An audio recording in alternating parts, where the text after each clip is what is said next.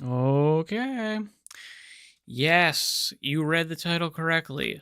Horrible, awful Vampire the Masquerade Bloodlines 2 news.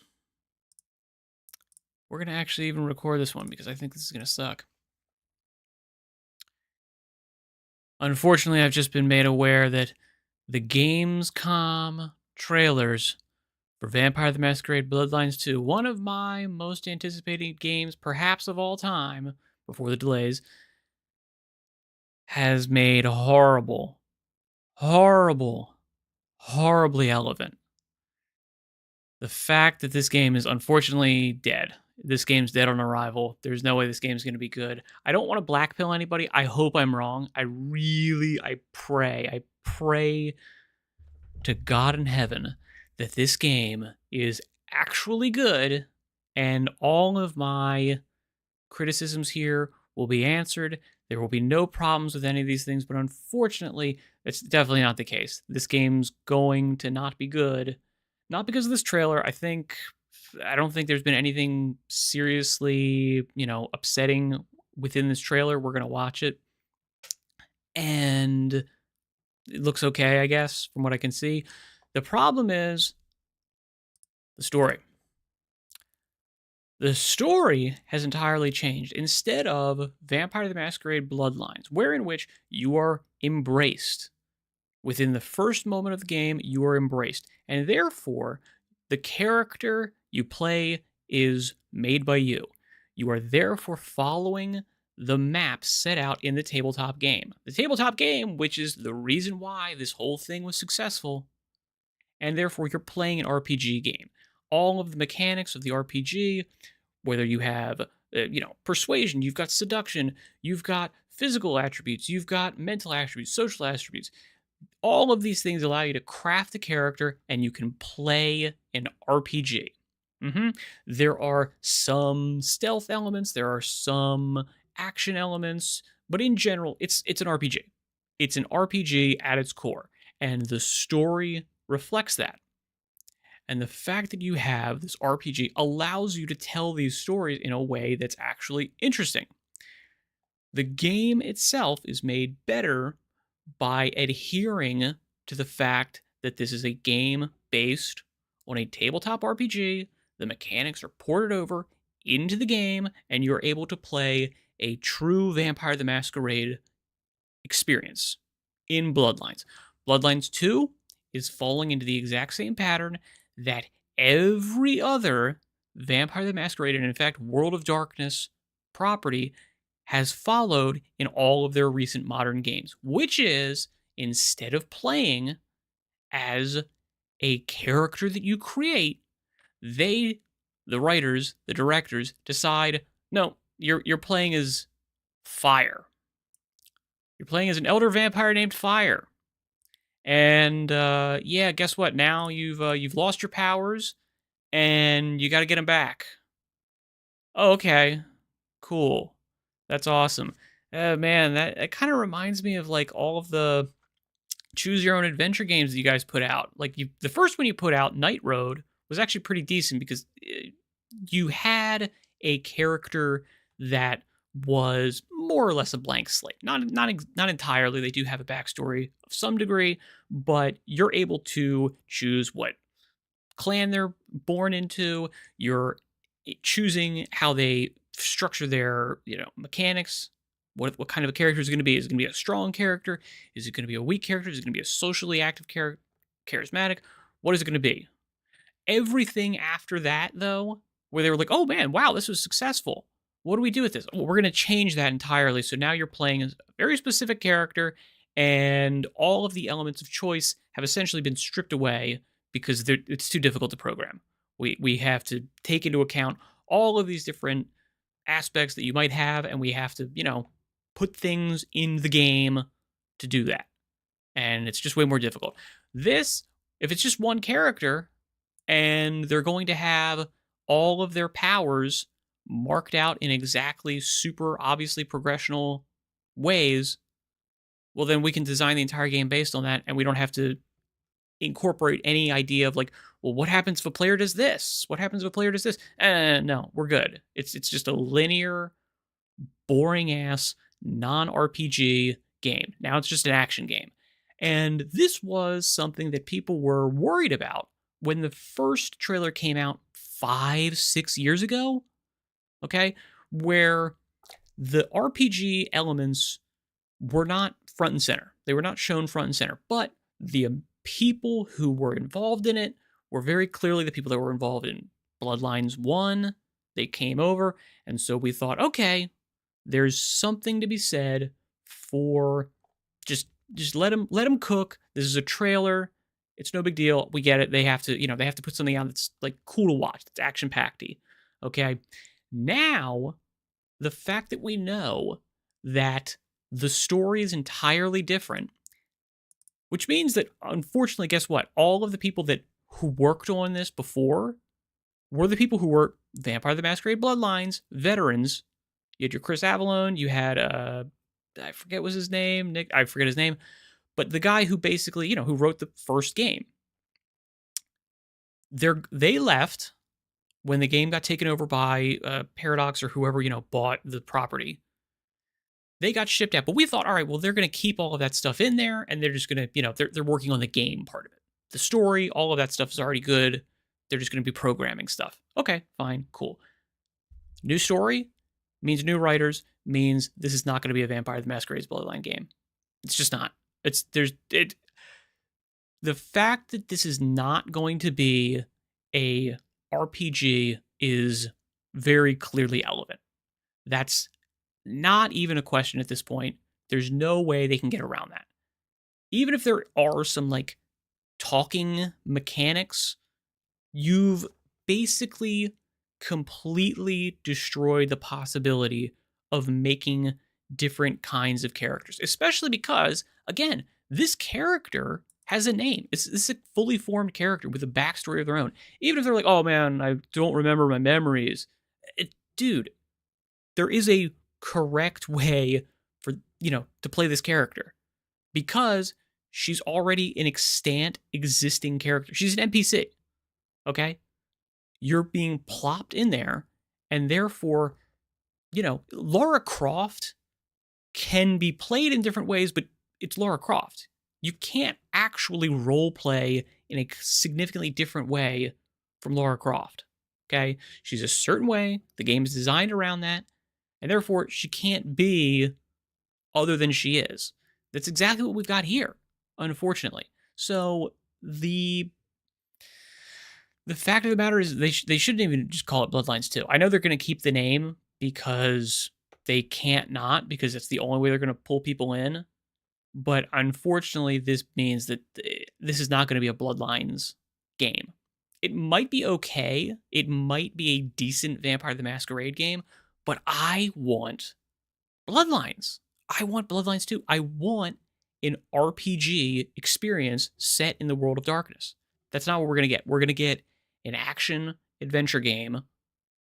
Like, I wouldn't be surprised if this is like an Ubisoft Assassin's Creed open world, unlocking parts of the map and fighting certain factions, and you're winning it over for the Camarilla or the Anarchs or something like that. Now, that's not going to be the case anymore. Now, this is just going to be exactly the same as like, this is obviously a damning indictment, but I will say this is giving me Werewolf the Apocalypse vibes. Okay? That is horrifying because that game is terrible. That game is awful. And that's what I'm getting out of this. It'll be better than that because they've had 18 years to play around with stuff. But my guess is this game's going to suck. So let's watch the trailer and see how right I am. So weary is the wanderer that treads on the fertile soil.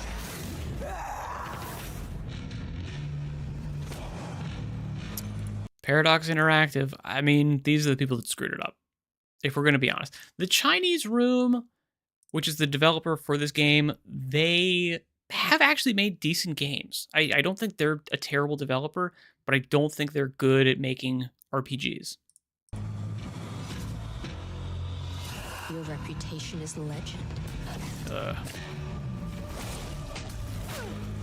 City flowered in fire, and in fire she lived and... Yeah, so I mean, I'll say this as well. This game doesn't look great. It doesn't look great. I mean, Vampire the Masquerade Bloodlines looked really good in terms of the design. Like, the actual aesthetic of it looked really, really, really, really, really good, to the point where it basically redefined certain... Like, Harley Quinn looks the way she does now because of Vampire the Masquerade Bloodlines, because of Teresa Vorman. Yeah, that's true. I don't see anybody taking hints from this and going, you know what, we're going to redesign a fan favorite character to look like generic vampire. Listen.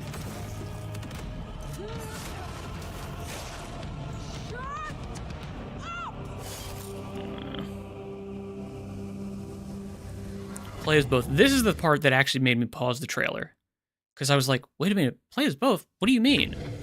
Fabian and Fire? Oh my god, does that mean you're not playing as your own character? Yeah, that's what it means. Damn it. Now, this is something. Yeah, so, I mean, and that just inherently means that, like, you're on the rails. You're going to be on the rails in terms of the story. You don't have the ability to explore nearly as much. Even if it's still an open world game, the fact that you're constrained to playing this one specific character just mentally makes the world feel more linear, less open, more constrained, and it's not a good way to play an RPG. Even if you're constrained in the sense of like, all right, I'm playing a specific type of character, and therefore there's certain avenues I can't explore because I'm not a stealthy character. I can't sneak into this place. Okay, but you chose that. You know that those options are there. You just chose to go a different route. That's a more welcoming world to live in than this, where it's just like you're just kind of playing a story that's already been set out in front of you. You're just following the breadcrumbs. You're on the path. That's it. Instead of this being a wide open world where you can go anywhere and do anything, nope, you're on this one thing. Guess what that also means? It means the replayability of Vampire the Masquerade Bloodlines, which I've played like a dozen times, legit, like front to back, start to finish, 100% completion. I played every single clan like multiple times. I love the game. It's on my computer right now. I love playing that game. I love going back into it. It's great. I'm not going to replay that. I'm not going to replay Bloodlines 2. If it's just a linear story, there's no reason to go back to it. I've explored everything there is to explore. There's no possible differences. Okay? I'm not going to see the world differently because now I'm playing as a Nosferatu. And I was playing as a Malkavian or a Toreador or a Ventrue. Nope. You're this. This is it. It's not a Bloodlines game. It's just not. Fire, can you... Oh, guess I found my body. Detective, is there something you need? How's the case? Hot leads, cold Now you see that, like... bodies, reheated plots. Oh my, I think I... Like this. The way they've set this up, like obviously this is a holdover from when this was being developed by the veterans of Bloodlines, because this gives me vibes of Bloodlines. But now it's a holdover. Now this is like a nothing. Now this is a nothing for this.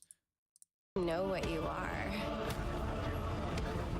They say trouble comes in pairs, did they? And again, this idea of past memories. Okay, well, guess what that means? That means that you have a past. You're not able to chart your own course in this game. It's already there. Even if you don't know exactly what it is, it exists. You're locked in to playing a specific character. I don't know. I mean, it's very anti World of Darkness, Vampire the Masquerade, wherein which the whole point is you make your own character. You're not playing as a set individual. that is already, laid out for you. You get to make your own decisions. Trouble comes in pairs. You are not the only one who has had strange dreams. I see a guard. This also looks very similar, like, let's see. You are not the only one who has Let's go had back. strange dreams. Yeah, this character right here, like this model, the sheen on the skin and this kind of stuff, it looks exactly like Vampire the Masquerade's Swan Song, which was like unplayable. Like legitimately, like it didn't play well for me. Like it was crashing all the time. And obviously it looked ugly. Like it just doesn't look good. It doesn't have like the flair of Bloodlines, and it also doesn't have the like polish of a hyper realistic, like really super high scoring, AAA studio type thing. So it's like you're in this insanely weird liminal space where it's just like I don't like what you're doing with this. Dreams. I see a garden, and I have met someone. But that would mean. Who is he? Am I crazy, or is like the animation really bad? Like it feels really jerky. Like let's go back. Let's look. Like concentrate on her eyebrows and shit.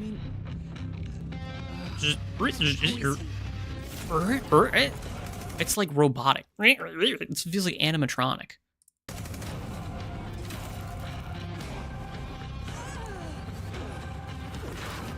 Ugh. It brought you here, my fire.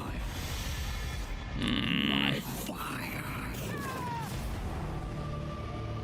Yeah. So all of those things where they're like, hey, we're going to have new clans. We're going to have new this. We're going to have new that. I think there was a whole thing a little while ago about how Bloodlines 2 was going to lock clans behind DLC and stuff. What's the point? I mean, like, she's already a certain specific clan, right? Like, okay, now we don't get to play as the Toreador. Is that a thing anymore? Because again, I'm like, you're not building a character out. You can't, there's no character creation. This is your character. This is it. This is what she looks like. Great. I hope you wanted to play as that. Hope you wanted to play as this character. Because the idea of you having your own character, well, that's gone now. Okay, you're playing as Fire. Oh, okay. Guess what that also means? It means you can dislike this character. It means you can easily dislike this character. It's very difficult to dislike a character that you make yourself. Because guess what? You can make it such that you like it. You like that character. Or if you want to dislike the character, you can make it a dislikable character. Okay? This character, if it's already defined and written out for you, it can be a character you don't enjoy playing as. So I pray to God the first 3-4 hours make this character incredibly likable. Because otherwise, I'm returning it. I'm not going to give you money so that I can waste, 20, 30, 40 hours. Because I'm guessing this game is also going to be way shorter. It's not going to be a big, giant 80-hour RPG extravaganza. The Bloodlines original was. My guess is it's going to be shorter. I'm not paying you money to, get my balls in a vice for 40 hours with this, insufferable character. It's not going to happen. I'm not doing it. No. You're not getting my money for that. Oh, all right. So what do we think? I mean, do we think... I honestly... I hope I'm wrong. I hope the game is good. I hope it's a beautiful Vampire the Masquerade experience that gives me an incredible taste of the world of darkness. And, the fact that they've made a decision to switch from, an open-ended RPG experience to a more focused linear game allows them to tell a much better story that is told much better and executed much better. And I'm totally wrong, and I will love this game, but I'm not looking forward to it anymore. I'm really not. And you were already losing me because, the games was supposed to come out 6 years ago. And, we've seen hide nor hair of it. So my guess here is that this game is not going to be good. Let me know what you think down in the comments. Are you going to even give this game a shot? Have you ever even heard of Vampire the Masquerade? Bloodlines. Okay? Have you ever even heard of it? Let me know down in the comments. Good luck in all your endeavors. For real, man. You're going to need it. Thank you very much for your time and attention. I'll say farewell for now. Oh my god. Seriously, though? Holy crap. I can't. I can't, man. That's horrible. That's so bad. Oh god. That really seriously disappoints me that this is what we've got. Like, again, I shouldn't be surprised. Clan, Ventru. Yeah, I mean, okay. An RPG with action and stealth elements. It doesn't look like it. It looks like, I mean, all of the gameplay trailers have just been pure action. That's it. Like a little bit of like dialogue, but dialogue in the same way that you'd have like in an action game, like in a, what do you call it? What am I thinking of? Dishonored. Yeah, like that's kind of the vibe that I'm getting from this. Is it's looking more like it's going to be a Dishonored type game, which again, I like Dishonored. I like Dishonored. It's not an RPG. There are like you can unlock some stuff, but it's not an RPG, really. It's not. There's elements in there, but I don't think of it as an RPG. Not really. Not really. It's you know, it's an action stealth game, which again is fine, but I want an RPG game. I want Vampire the Masquerade, which is an RPG. It's a tabletop RPG to be an RPG game. That's the way the world is designed. That's why it is the way that it is. It's to accentuate the idea of choice and individuality. If you're not given that in the game, you've kind of missed out on a lot of the stuff that's good about the property. Ugh. It's experienced mostly from a first-person perspective as you beat up enemies, sneak around bases, and use your vampire powers to give you an advantage. Your choice of clan determines what powers you can use and will be among your main gameplay tools. Now, here's the thing. If you know anything about Vampire the Masquerade, you're born into the clan. You don't get a choice of clan. If I'm Fire, if I'm this specific character, she is a specific clan. She's Ventrue, she's Toreador, she's Tremere, she's Malkavian, she's Nosferatu, she's La Sombra, I can go through almost all of them. But guess what? If you get to choose, that's spitting in the face of the lore. You no longer are playing a Vampire the Masquerade game. You're playing some other bullshit that's just calling itself World of Darkness, Vampire the Masquerade. Okay, that's great, man. That's awesome. I liked the game because it was connected to a really cool pile of lore. Okay, we'll get rid of that. Okay. And I don't even know if this is going to be a thing anymore. I feel like the choice of clan thing might not be there anymore. Entirely possible it's not there anymore. Okay, it's unclear how open the world will be or how dialogue heavy the game will be, as the current trailers have been focused on particular gameplay slices rather than the whole world, which is true. While it didn't get its own trailer, Clan Ventrue will also be playable, giving players a mind control option for their version of Fire. Again, I'm just like, why?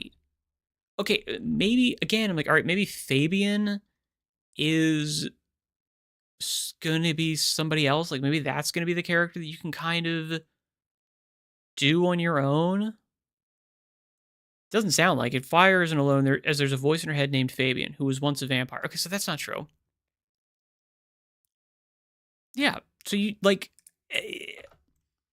now this feels muddled and stupid, too. It feels insanely weird, because it's like, okay, you get to choose a different clan to be?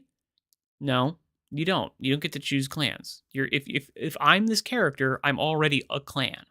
That's just the case. It's the way it is. Oh, all right. We'll get away. I need to get away from this because this is like actually getting me twisted. Ugh. That's gonna suck, dude. That is legit.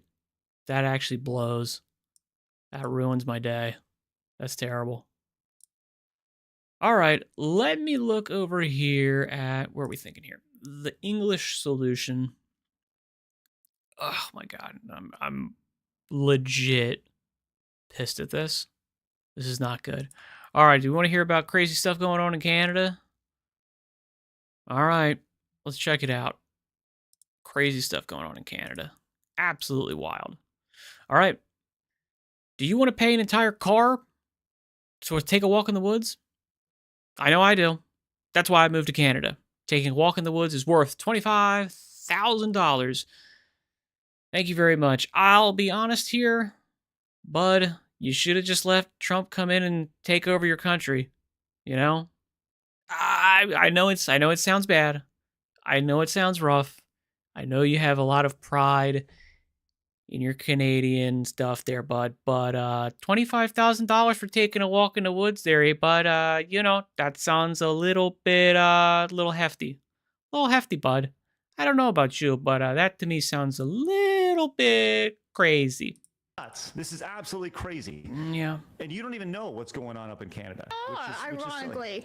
Have you seen the latest fine that is being imposed Good Lord. for Canadians who live near the woods, Blabs? What? What? You cannot go and hike in the woods. Oh, yeah. If you do, you are risking a $25,000 fine if you are caught in the woods.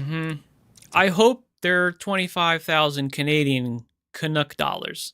Okay, that'd save you some stuff, obviously. Because if those are American dollars, I mean, even though the American dollar is not doing that great, woo-wee, you're getting hammered, boys. Huh? This was handed down just the other day. So this guy's gonna give you a quick rundown, and then I'll give you the full breakdown of it. Hey everybody, Jeff Check 'em out. Evely here, out in Nova Scotia on Mountain Road in Coxheath. And Okay. as you can see behind me, this is the woods. Man, he is really angling for some trouble here. I mean, this is very dangerous stuff that he's doing. He's out here in the woods. He's endangering everyone by being out there. I mean, he's next to a tree. That tree is producing oxygen for the rest of humanity. He could fall into that bush and damage the entire planet's lungs and oxygen supply. I think he needs to be removed from society via fines. But over here, Oh, this is not the woods. This is the Department of Natural Resources, where the conservation officers work, who issue $25,000 fines for going in the woods. So pay attention because this is so just bad. came down in Canada, yep. and he goes inside. Now, to be totally fair, I think this actually happened like 2 weeks ago. Side Scrolls is just covering it now because I'm guessing this guy also got it. So we were thinking maybe perhaps the one guy who got it, again, like I want to say 2 weeks ago, just got it and was like, being a complete prick or something like that. And was therefore, like really asking for it, was doing something weird. And they were like, no, like no one's actually going to get fined for this if they comply with the law, if they're like reasonable, if they're not resisting, if they're not being, if they're not being a dope, basically. Apparently not. Apparently other people are getting this, unless this is the same guy and they're just covering it way later. But my guess is this is another dude who's getting this fine, which is crazy. And he's recording this, so pay attention to what's going on. Jeff Evely, I called earlier. Evely? Yeah, Evely. I spoke to somebody earlier about the woods ban. Yep. And I understand that you guys issue $25,000 fines right now for anybody who goes in. Yep. Okay, I'm going to go in the woods over here. Yeah. I don't want to make any trouble for you guys. Okay, I took this to court the last time they did it. They said I didn't have standing because I wasn't fined, so there was no money involved. Okay. So I want to challenge this order in court, and the only way for me to do that is to get the fine. So I'm not trying to make trouble for you guys. Okay, I just want a piece of Tim Houston, and That's the Lord. This is hilarious. This is the most Canadian thing on the planet where it's like, hey, bud, sure don't want to be a bother here. I understand that this is your job and you got to be going out there and you got to be giving people fines and stuff. I'm not trying to, ruin your day there, bud. But if you could just possibly give me a fine, because I would sure like to take this to court and have my day in court. Because that Tim Houston, oh, he's a real bother to me there, bud. I don't want to. Again, I'm sorry about this. I brought you some Timmy Hortons. I brought you some good stuff here. I got you some donuts and some coffee over there. So once you're done with that, I'm going to be out there in the woods. We could make this real quick. I don't want to ruin the rest of your day. Hilarious. Accommodating and nice as I can be. I'm just gonna. Okay, so I'm ordering you to not. Okay. Okie dokie. I understand. Roger that. Okay, so he now makes his way That's into awesome. the woods. That's Which awesome. that cop totally just saved his ass by telling him that he put an order, because then they could be like, there was no sign posted, this or that. So that was like, okay, I'm telling you, you can't. So you're gonna do it, and then I can issue a fine. Right. Crazy. And it's as a you look at things lumpy from a law enforcement perspective. You're saying that was a good thing that he did that. Well, for the case, for the officer, because if you think about it, I mean, let's be honest. If you write something or you arrest somebody or issue anything, your name's attached to that, right? So if you didn't cover your P's and Q's, especially for a guy that's going to take this as an example, he was smart. He's like, man, I gotta do everything to the book here. That's why he said the way he said it. Is it right that they're doing it? Of course not. But you can see the game that they're playing. It's crazy. So he goes. Yeah, this is why in general, whenever you're being questioned by the police, even if you screwed up, you're kind of like, no, I don't know. It's just, you don't. Shutting up is like not necessarily always a great plan, but if you're too, flustered or stupid to, be able to not incriminate yourself, the best thing to do is to just shut up. But otherwise, you can just be like, nah, I don't know. It's like, hey, I caught you doing 55 and a 40. I don't know. It's like, yeah, it's like, you know how fast you're going? I don't know. I'm not sure. Okay, do you know where you're doing? Nah, I don't know. I'm not really sure. I'm sorry. I apologize. I don't know. I'm not sure. Yeah, because anything else is kind of like acknowledging that you were, in the wrong, and that's bad for your case. Goes into the woods. And a lot of times, if the, officer doesn't have anything to charge you with, if you don't admit your guilt, they're like, it's not worth my time. It's not worth my time to file this stuff because, they could fight it very easily. So it's just like, it's not worth my time. Has the officers witness him going into the woods?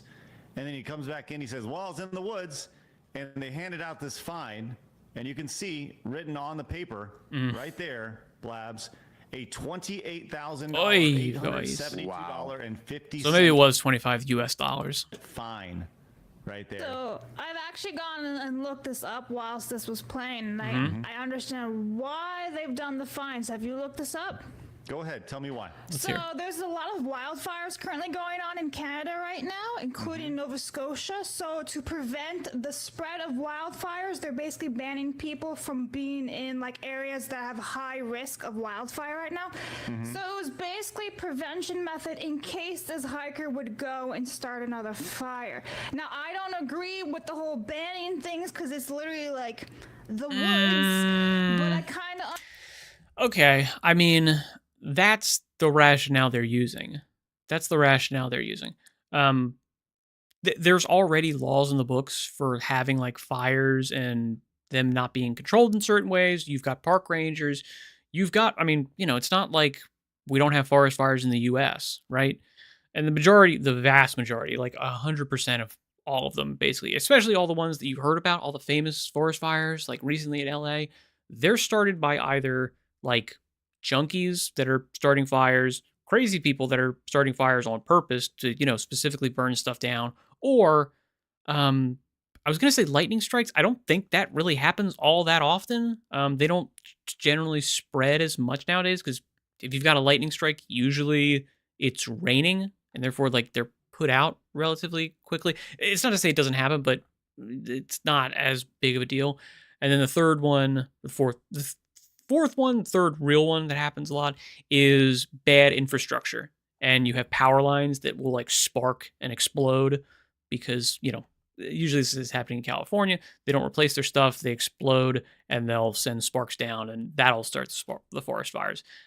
In terms of like people going out and hiking, that doesn't happen. Everyone who goes out and hikes does not want to start a forest fire because guess what? The place where that forest fire starts is where you're sleeping. So you're going to be the first person to be burned alive. So those people are pretty serious about making sure that, their fires are stamped out, their fires are well controlled, and their fires are not going to end their trip prematurely, let's say. Okay? So I understand the reason that this person, Blabs thinks that, this rationale makes sense, but to be honest, there are already laws in the books for this. There's already plenty of laws in the books. It's like definitely in Canada for sure, where in which, it's illegal to do fires in certain areas, certain times. Yeah, absolutely. That stuff's already on the books. So the fact that they're adding this new stuff on there for like going in the woods at all is just like, it can't be just for this. Or, I mean, it could be, but it's just like, the only reason you would do something like this is just to like raise the, bar for authoritarianism. It's like, what more stuff can we get away with, basically?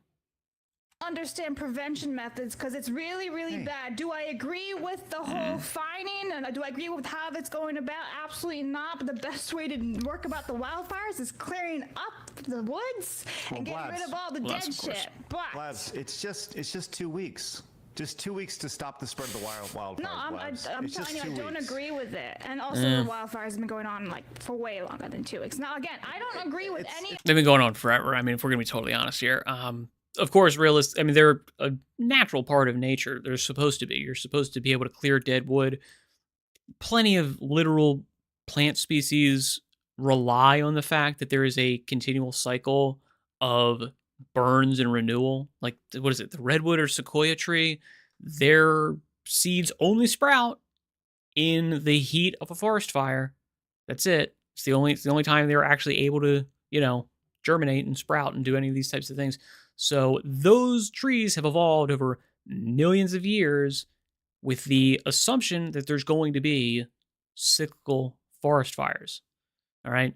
So obviously we get involved in this and we say, oh, well, forest fires are bad. They're natural. They're part of nature. They're normal. Okay. If you want to be, good stewards, go ahead and do like the Indians and Native Americans did and do controlled burns on their fire. They did that all the time. It's for your own protection. It's for your own protection. I don't actually agree with it, but I throw some Yogi Berra signs up there, and that's it. The Yogi the Bear sign. No, the best way to do this is to clean up the woods and get rid of all the stuff that's high risk and flammable. But yeah, it's wild. You gotta burn. I don't agree with any of the way they're going about. I don't agree with banning it whatsoever. For some reason, people think I do. Well, you just said you understand why. Well, no, that's not what I mean. I understand they're trying to do. And again, I mean, I think this is the whole point: is that the fact that she's looking at this and she's going, you know what? I think they're being they're overreaching, but I get it. It makes sense. That's why they said this is why they're doing it. They said that they're doing it for this reason because it will get a couple people to go, no, all right. I mean, I don't like it, but I get it. It's like, no. There's already stuff there. Okay? They don't need to put this new stuff on the books. They're putting this new stuff on the books to kind of see what they can get away with. That's there is the reason for this could be just simply they want to raise revenue. They want to fine people. They're trying to figure out a new scheme to raise money. That's a possibility. That happens. It can also just be we're doing this because we want people not in the woods, at all. We just don't want them in the woods at all. And, because the woods are nature, the woods are sacred, we don't want anybody there. That's totally also a possibility. Legit. Prevention, and I get that, but this is not the way to go about it. So fining your people $28,872 for walking in the woods. Did you hear what I just said? I'm not fighting you on this, Blabs. I think it's insane. Yes, this is absolutely insane. 1,000% insane. And I don't want to hear anybody from Canada It's insane. ever talking shit about the United States. I said this the other day on All right. So there's somebody guy in just super chatted, not for me, but for them. Nova Scotia is the only place in Canada without the fires. This is a test run for control. Look up the heat map. It's BS, different place. And again, I mean, this is probably, my guess would be, I don't think it's just Nova Scotia. Is it just Nova Scotia that has these fines? I think it's just Canada in general. And I mean, this is another part of, why do you want these, nationwide bans? Why do you want like a federal government to be deciding all these things? Okay. They're in one area. They're not aware of everything that's happening in, the rest of the country, especially in a big, large country like Canada. They're not going to be as aware of the situation on the ground as the people that are there, locally. The local authorities should be the people who are handling this. And again, I say it, I've said it before, I'll say it again. There are already laws on the books about this. Okay. We don't need more stuff. Okay. The only people that benefit from more laws and more bureaucracy in this case is the bureaucracy. You're just growing it. And it's becoming unwieldy, and it's becoming, authoritarian and ridiculous. My timeline says, I have Canadians on my timeline, like talking poorly about the United States. They can have their opinions all they want, but we can actually take walks in our woods and not be fined $28,000. Yeah. That's wild. Like, I have friends who live in Ontario, and they're like, "Can you just come invade us? Can we be the 51st state?" And I don't like, want please take us. Don't want it. No interest. No interest. Like Canada, you had your chance. Is such a broken ass. Yeah, but if they place become right a 51st state, it won't be as broken. Mm-hmm. Oh no! You can keep Quebec, Canada. Quebec can just secede, and then the rest of Canada can be folded in. That's fine. I think that'd probably work, right? No, they will break everything. Are you kidding me? Ontario, Alberta. Alberta's pretty based, dude. Have you not? No. Yeah, no. Most attention to anything we'll turn about them? very blue if we got them. Alberta, no.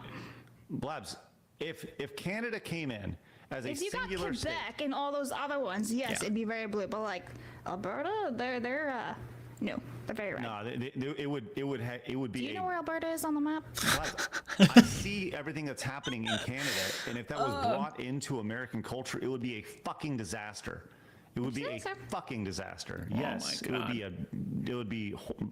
Phoenix, by all means. I mean, you were just talking about it. It would be an absolute shit show. It really, really would. As Yeah. a whole, I know what you're. So I don't live in Canada. You would know it better than me, Blabs. But I would say as a whole, if you brought them in, because there's been a lot of discussion. If you like I said, if you leave like Quebec to Canada and like a good chunk of Ontario and all these other places, leave the blue. But Alberta's like the one area that's like, leave us alone. Yeah. All right, deal. We'll leave. How about they just can't come? How about that? They can be their own country. At this point, you might as well just open the borders. At that point, that point, we got better shots of just leaving the borders open. At that point, we just no. I was actually thinking about this on a totally deeper level than what we're talking about the other day, but while everything was happening over the last 4 or 5 years with the insanity in the United States, people were like, oh, Texas should secede, and they bring Oklahoma, and they bring Louisiana, and pretty much the entire southern United States. Like that was like a discussion that was had online. It wasn't a realistic discussion. That's true. But I was thinking, like, if we just let the entire west coast of the United States secede, if that was to happen, then you may say, well, that would suck. But by their own rules, we could just come and go as we saw fit, and we wouldn't be illegal ever. We could be residents of both, and we could come in and we wouldn't need passports because, hey, you can just go if you wanted to. Hey, no one's illegal, right? So we could just make our way in there and be a part of. Yeah, I don't think they would do that though. I mean, it's only okay when they're the people who are not bearing the brunt of it. Like now, you have a Gavin Newsom, now you have New York, now you have Chicago. All these people that are like, no. Actually, now we care about immigration. Now that it's affecting us. Now that some of these people are coming here instead of it's just Texas, it's just border towns along the Mexican border. They're the people who are actually being affected by this. Now that it's touching us, no. I don't think there's any way. I mean, if California secedes, they're gonna have a very strong border. They're gonna be very, very for sure, super duper, really pushing for a strong border. America West, you know? Just saying. Get a little taste of their own medicine. Yeah, no, I don't think that's going to work out.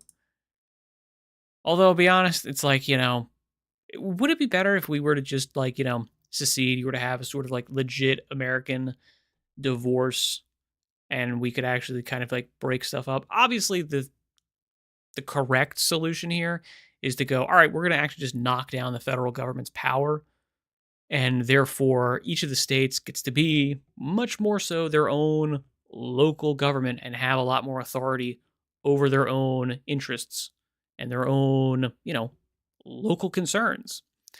That would be the way that I would solve it. But I don't know. Let me know what you think in the comments. Good luck in all your endeavors. Thank you very much for your time and attention. Farewell for now. All right. And that's video number 2. We'll see if that goes anywhere. All right, so we got a couple other things in here. If anybody has any suggestions for videos I should watch, I'm happy to take suggestions here, / requests. But let's see. We've got one here. This is the only video I have from Reason TV that I wanted to watch. Then we've got a couple more.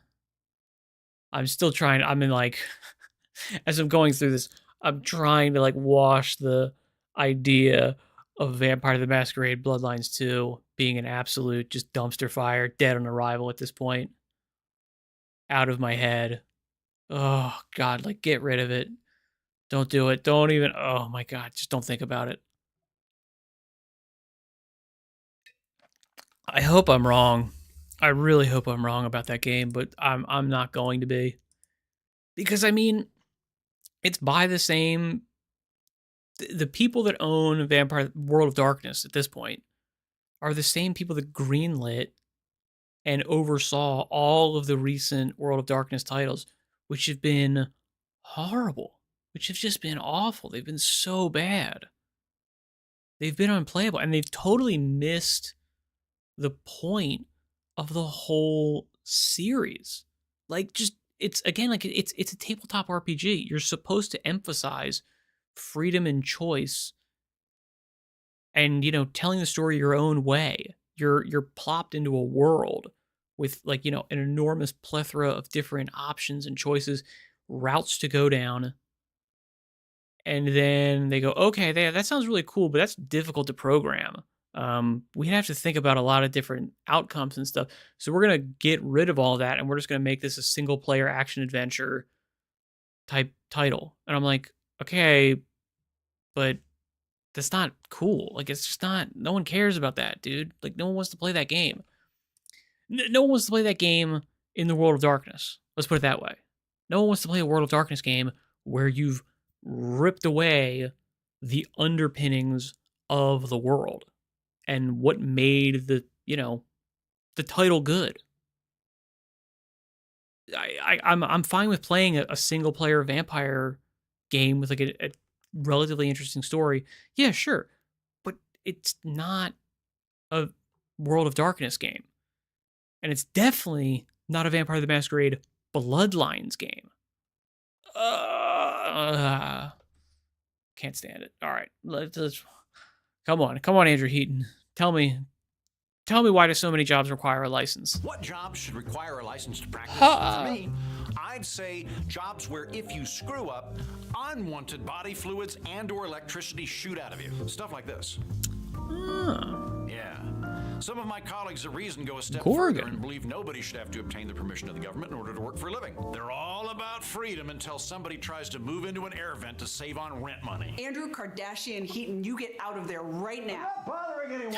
And a lot of people are a touch more moderate than both of us. They say we ought to license jobs which require specialized knowledge and entail high risk to the consumer. Like attorneys, for example. You don't want to be represented in court by your friend whose legal training consists of watching Matlock. Objection, Your Honor. Well, I don't know. I invoke prima nocta. Yeah, me too. Yeah. So far, Yeah, there's baby. 3 approaches to licensing. My crazy anarchist colleagues who want no licensing won't let me live in an air vent. I'm not in the air vent. Cowards who want to license anything important, and me. The sane, handsome guy who thinks we should only license professions which, if somebody screws up, cause unwanted body fluids and or electricity to shoot out. Just as our founders set forth in the Federalist Papers. I believe that's true, yeah. Unwanted. Oh, yeah. 3/5. Really? The bad news, none of those options are where we are as a country, because it turns out there's a fourth option. Corruption and petty bullshit. Yeah. Hang on. Let me see this. There we go. Okay. Let's read this out. This is the current official government policy. License all the stupid shit you possibly can in order to protect incumbents from competition or from their own incompetency, screwing over workers, consumers, and handsome men who live in air vents. Corruption and petty bullshit. Yeah, that buddy. Happens when some profession, which the vast majority of people would agree should not require a license, somehow, inexplicably, requires a license. I say inexplicable, like, but it's actually pretty explicable. And that splick is Derek practitioners decide to erect fees, classes, and administrative barriers to protect themselves from new competition. Yeah. And the government goes along with it because it collects those fees. For example, I used to be a tour guide in Washington, D.C., for which I had to obtain a license. It was against the law for me to tell people historical facts about our nation's capital without first paying a fee to the city and filling out a stupid test, at least 3 questions of which pertain to the Octagon House, which you haven't heard of because nobody cares about the Octagon House. Anyway, if I messed up facts, nobody would explode. The worst thing that ever happened is I ruined a couple of marriages. There are lots of jobs which are licensed but don't really need a license. Florida and Louisiana, both legitimate states, require licenses for interior design. I'm going to say that one more time. Interior design, not the... Interior design, not architecture, not like building this stuff. Yeah, I mean, come on, dude. Have you never seen a badly decorated house? That is an affront to your eyes. It is clearly something that requires at least 35 years of experience and a licensing fee of, I would say, $10 million. I think at least $10 million. The architects, do you understand what I'm saying? Interior design. You have to be really, really bad at interior design to make a room explode. Okay, the room I decorated did start shooting out body fluids, but that had more to do with the fact that the house was built on top of an old Indian burial ground. I don't know why Hindu ghosts hate developers, but they do. In Massachusetts, you need a license to become a fortune teller. Hillsborough County, Florida, oh my God, that's fantastic. Wait, is it? Where is this? A license for a fortune teller. Where is this? Come on, go back. Let me see. Let me hear. I don't know why Hindu ghosts hate developers, but they do. In Massachusetts, Massachusetts. License for fortune teller. Can we...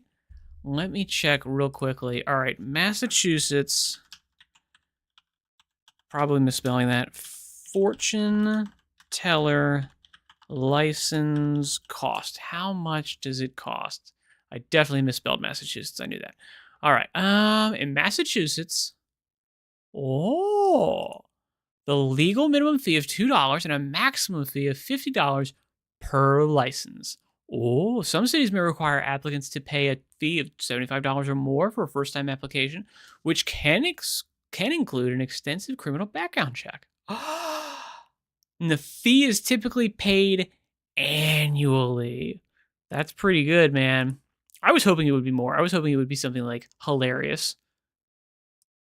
But that's pretty good, man. I'm glad. You know what? I'm glad Massachusetts is doing the right thing and making sure that no, just flim-flam artists, no just any Johnny off the street can be a fortune teller. The noble profession of being a fortune teller in New England.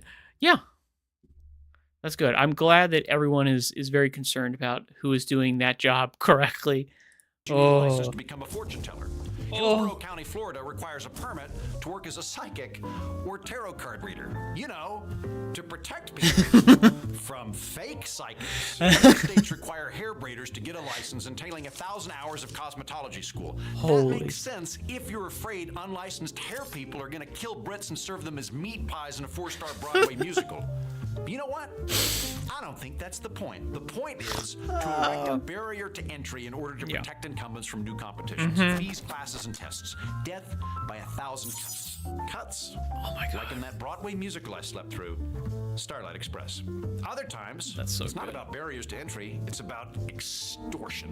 In 2020, the New York legislature debated making a new license specifically for shampoo assistants, who are the people that wash your hair when you get a haircut. Nice. The proposal included 500 hours of training at a state-certified cosmetology school, which would cost around $13,000 in tuition. Woo! Oh my God, that's so sick. I love it. This is fantastic. God damn it. What am I doing trying to be a YouTuber? This is ridiculous. I need to get a government job. This is ridiculous. Hair. Guess who was the biggest proponent of that? Beauty schools. $13,000. For that much money, I could put on my own musical. Somebody get me some body fluids for my tongue. Here are some other jobs which require a license, even though it's highly unlikely unwanted body fluids or electricity would shoot out of you if the person you hired sucked at it. Okay. Cosmetologists, manicurists, barbers, preschool teachers, athletic trainers, security line installers, taxidermists, very nice, sports coaches, travel agents, bartenders, tree trimmers, tour guides, interior designers, auctioneers. Taxidermist was in there. You have to get a license to practice taxidermy in 28 states. That's so cool. The worst case with a taxidermist, the worst case, is you screw up and bring a deer back to life, which would make you a pretty good veterinarian. Or how about this, auctioneer? If an auctioneer doesn't talk fast enough, what happens? For real? Come on, man. 501. Oh my God. 500 and... Oh my God. Is this guy even licensed? Wrong. That wasn't because of the auctioneer. It was a suicide bomber. Now at this point, you might be thinking, what's the big deal? So a couple of jobs require more paperwork and clairvoyance in Florida slop out $3,000 for a bullshit psychic permit. Big whoop. Big deal. I don't live in an airplane. Occupational licensing is massive. Around 20% of American workers must hold a professional license to do their job. Whoa. Okay. In 1870, there was basically nobody. State certified, registered. That's been completely flat the whole time. Okay. And then they were just like 1900. Let's see. Where's 1970? No, I was going to say like 1970. Like here. So this does not line up with our old stuff that we looked at yesterday, which basically said women getting the vote was the cause of all problems in society. So that would have been around here. It's clearly happening before that. So this is 1900. Let's think what happened around 1900. It's kind of like it's slow, but then it like, bam, like it just explodes around, what is it, 1940? Maybe a little bit before that. So like, you know, after World War I, World War II, there's like an extra bump. Yeah, makes sense. The government gets bigger. They want more money. Significantly more workers are subject to occupational licensing than the minimum wage. There are more people who must obtain licensing than hold memberships in private and public unions combined. Unnecessary licenses make it harder for people to obtain gainful employment, and they limit mobility by making it difficult to move and work across state lines. Even Delaware, the Institute for Justice, or IDGE, calculated that lower income occupational licensing requires on average nearly a year of educational experience, one exam, and more than $260 in fees. Some states require up to 2,100 hours of cosmetology training to work in a salon. That's 87 straight days, nearly the entire length of Megalopolis. And licenses raise prices on consumers too, like me. Economists estimate that licensing reduces the number of providers in a profession by 17 to 27%. By restricting supply and suppressing competition, prices go up, usually around 10%. That works out to billions of dollars of dead weight loss. That's money we could be spending on stuffed animals. No? Stuffed animals. Yeah. Like that. You can't unsee that, can you? Welcome to hell. But it actually gets more insidious. It's not just that barbers or hair braiders or florists or floristants or halberd dressers use the state to limit competition. They're also pretty bad at regulating themselves. Even professions which most of What? us think ought to be licensed. The idea behind occupational licensing boards is that people in a given profession know that profession best, so they're the best folks to regulate it. Okay, hence the medical licensing board will mostly be full of doctors, the American Bar Association is mostly attorneys, and the taxidermy licensing board is presumably full of bearded men who enjoy shoving sawdust into dead bears. Yeah. That's an immediate glaring conflict of interest. And turns out, doctors don't like punishing fellow doctors. Attorneys don't want to unlawyer fellow Matlocks. And taxidermists don't want to stop their fellow bearded dudes who own Plaid and Microbrew from shoving sawdust up the ass of a dead bear for money. Occupational licensing boards are not terribly good at actually improving the quality of professions or weeding out bad actors. In 2015, the Obama administration concluded that most research does not find that licensing improves quality or public health and safety. Wow, that's cool. So we should definitely just keep doing it. In fact, double down. That basically just means we need more licensing.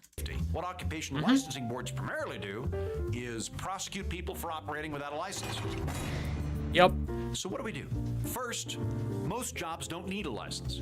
Insofar as quality control goes, online reviews, market forces, and professional certifications as... From the real Donald Trump, Andrew Heaton is highly conflicted and must resign immediately. There is no other solution to this problem. Thank you for your attention to this matter. All right, now from Brennan at Salem, Massachusetts. The tour was fine, but Andrew Heaton, unbelievable. The guy wouldn't stop hitting on my wife, compliments, personal questions, and even offering to explore the city with her after the tour. At one point, he gave her a postcard with a note that said, "For the lady with the best smile I've ever seen." Great guide for history, terrible for keeping your wife's attention on the actual ruins. as opposed to government licenses, can handle things without the law getting involved. How about this? Every 10 years, any existent licensing board has to go to its respective state legislature and make the case that the license should continue. Then the legislature can yay or nay it. Or, in Kentucky, yay, nay, or trial by combat. Next, if a profession actually needs a licensing board, we shouldn't let volunteers from the profession who benefit from licensing be the ones in charge of it. Right now, we basically have a medieval guild system in which professions govern themselves, but wield the power of the state to enforce their rulings on everybody else. I hate three things in life: megalopolis, humidity, and bureaucrats. But even I would rather have government employees sit on licensing boards than institutionalize a conflict of interest. Finally, states should... Let's think. I mean, yes, but then of course the fact of the matter is that, the government's going to then say more places need licensing if the government does it, because it, makes the government nicer and bigger, and you can't really get rid of their bureaucrats as well. Although, realistically, you kind of got the same thing, because the licensing boards are, basically just state-run apparatus, but they're just employed. They're employing other people that are not necessarily government funded, but they kind of are, because they're, they're benefiting from the fact that there is a licensing system. So, I don't know. Champion reciprocity wherever they can. It's not a sex thing, it's a legal thing. The Nurse Licensure Compact allows nurses in more than 30 states to practice in other states that are compact members. We should do more of that kind of thing. And the sex thing. Are you licensed to perform brain surgery in Montana? Terrific. You can now cut open people's heads and pull out demons and shit in West Texas or whatever. Are you licensed in electricity? Like an electrician in Kansas? Well, you can trap lightning in Oklahoma and put it in jars and piss it off. I don't know how it works, but what I do know is licensing should be necessary, targeted, and competently administered, not used as a way to ward off competition. Now, if you'll excuse me, I'm off to buy that very weird-ass difficult taxidermy Jim Henson nightmare fuel thing. That's pretty cool, though. I mean, some of those are okay. All right, that was that. I think that was actually like the funniest one that I've seen from him, for real. Yeah.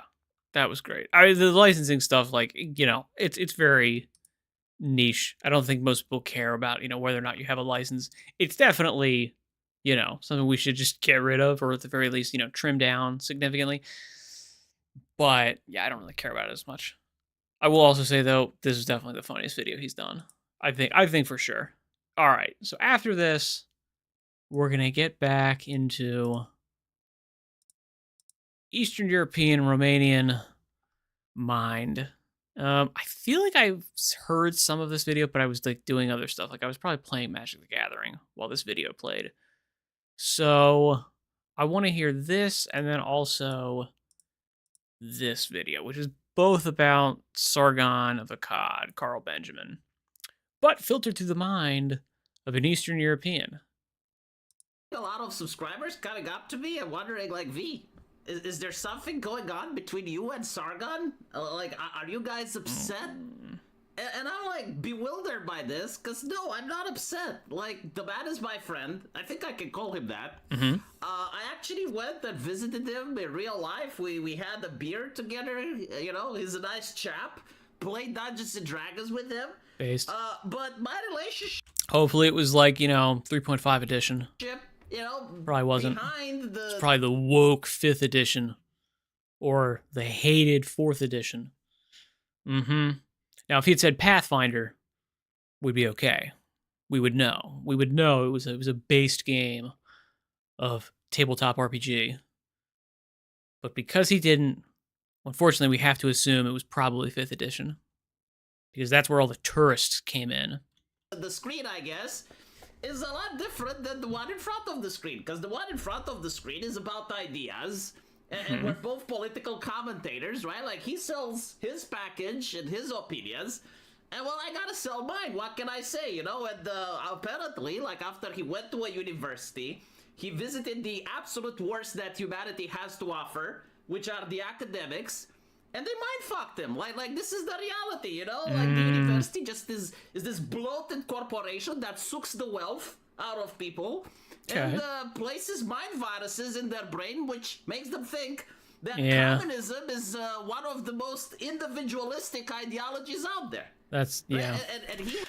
So I will give you some background. He might go into it himself, but my guess is that he probably will. But anyway, this guy V specifically, the little troll VTuber thing, or the, you know, person behind the troll avatar, is Romanian. And Romania, up until relatively recently, was like a straight up communist state.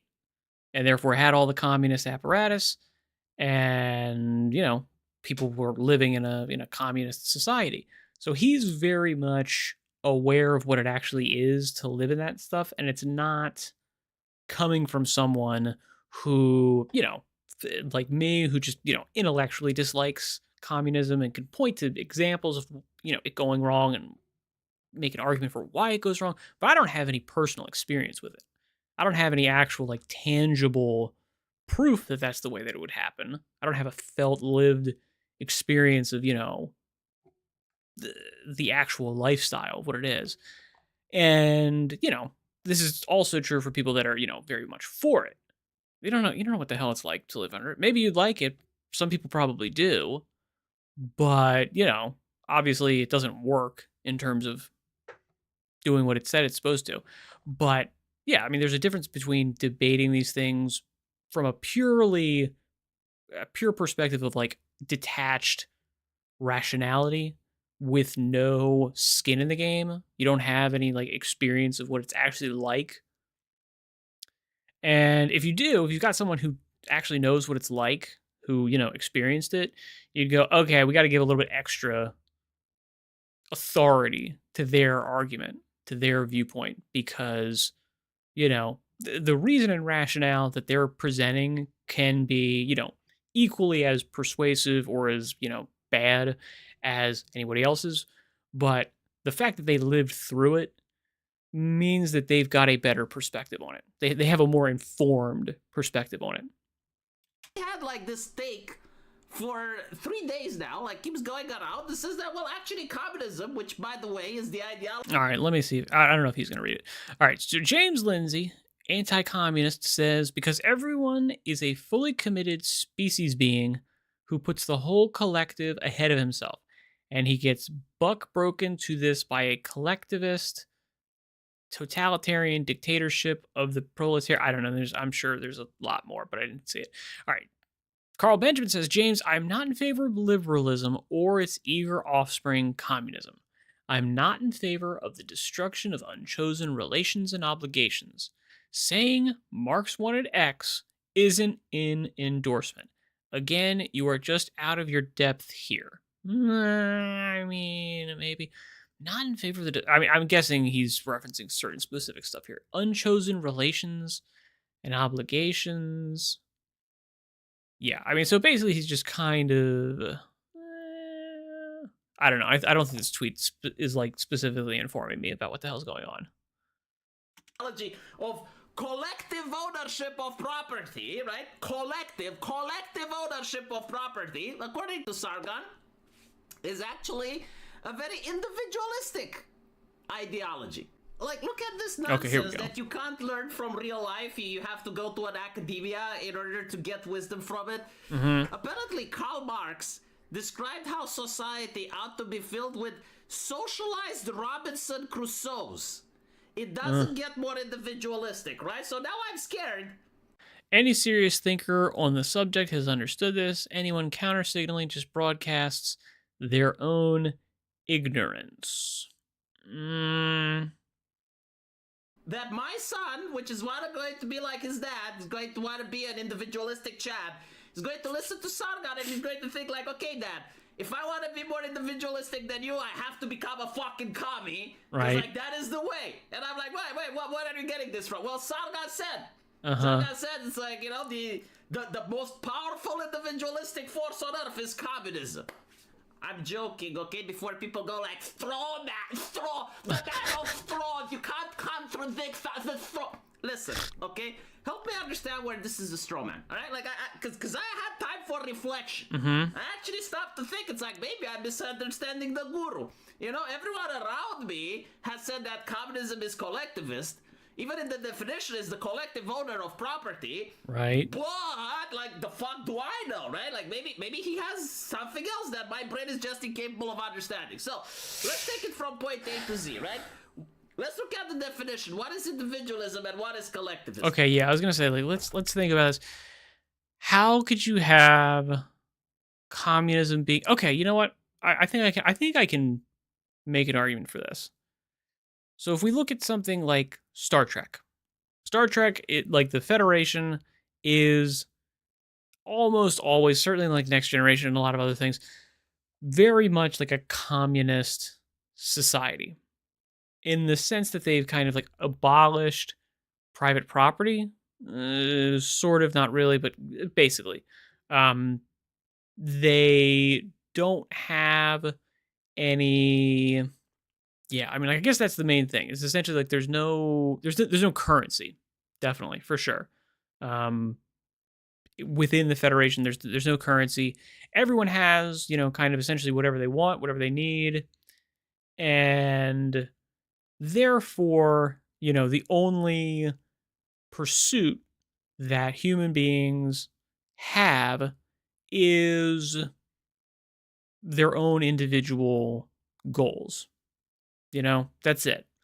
There's no profit motive because there's no profits to be made. There's no need to work because, you know, energy is basically infinite because they've discovered a way to, you know, extract energy from antimatter, and therefore it creates way more than, you know, anybody would ever need. And they've got a way to turn that energy into any good that they would ever want via replicators. And therefore, essentially, there's no need for anybody to do anything to live a life, you know, which is basically the general conceit of like a post-scarcity society. Okay. And that basically means that they are allowed to pursue their own individual wants and desires throughout their entire life without any other, you know, without any other need to do anything else. Okay, now that is very individualistic, although, I mean, yeah, and certainly we could say that, look, you know, the Federation has, you know, actually is, you know, is like a very powerful, overarching government. It's a, you know, it's a big giant. It's all like, it's a, you know, interstellar, you know, galactic superpower. And therefore, definitely has significant power and control over every constituent member of the Federation. It's just that they don't really exercise it very often. So you get things that are like in practice, it is kind of very individualistic for most people, even though, you know, it is in a lot of ways a very kind of, communist collectivist society. I can definitely think of arguments against that, and examples where it's like, yeah, no, that doesn't really work. And obviously it's also kind of it presupposes a society where in which you post scarcity, there is no need to do anything else, and therefore, there's the state doesn't really assign you any duties because it doesn't have any duties because everything's already like taken care of, I guess. How exactly does your nation function? Do your parents kick you out when you're 18? Like, you've managed to reach adolescence, you're 18-year-old, your dad goes, get the fuck out of my house, stop being a parasite, get married, have kids, get a job, call me after, right? Is your society like that? Or is your society viewing it as a shame to abandon your family? When you become 18, you're expecting to get married and bring your wife so that she lives with your mommy and daddy and your 6 brothers. And if you actually decide to go live by yourself, it's considered a great shame. That's a collectivist mentality. And by the way, there are nations like that. For instance, it used to be in India. I don't know if they still do it like that.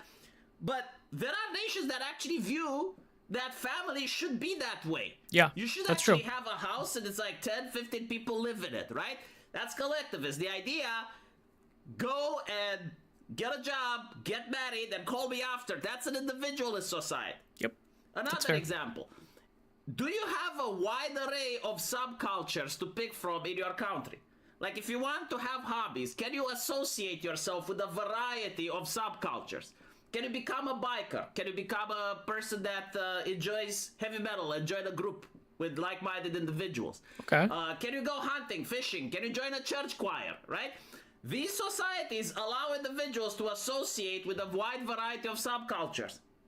Meanwhile, if you look at the Soviet Union, you had like 2, maybe 3 choices that you could pick for hobbies, right? Like you did literally what everyone else was doing. And all of the subcultures, they were pretty much the same, and they were all worshiping socialism. They were all worshiping the same. That's a collectivist society. An individualist society allows a wide array of freedoms. Like, if you tried to get heavy metal into the Soviet Union, that was degenerate capitalism, and they would crack down hard on it. Other examples, when you speak with other people, do they care about your name, or do they care about your family or where you come from, right? Like, do they care more about your identity? Like, what is your sexuality? What is your race? All right, so this is good. I mean, because again, it's like, it's not necessarily. Yeah, I mean, like, the values of individualism versus collectivism, they're so fundamental and so basic to just like every aspect of society that you're going to have all of these outgrowths of things that are, like, you're basically looking at things and you're going, okay, how homogenized is stuff? And how homogenized do they want it to be? Like, would you rather the world all consist of like one thing? Or would you rather it be, as pluralistic, as, as multifarious as possible? One of those is going to appeal to an individualistic society.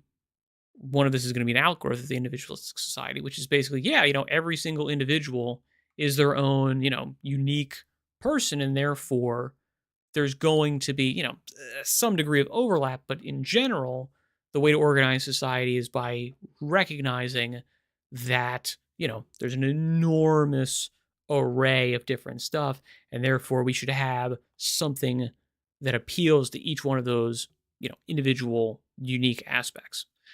Or we should make everyone the same and therefore we only need one thing. If everybody is the same and we can make everybody the same, we can basically provide everybody the same thing, and that's what they'll like and enjoy. And obviously that's way easier because we only have one thing. We don't need a trillion different things for a trillion different people. We can just have one thing. That's way better. And therefore, our laws don't need to be nearly as nuanced and all this kind of stuff. It's like, no. We can just have one and we're good to go.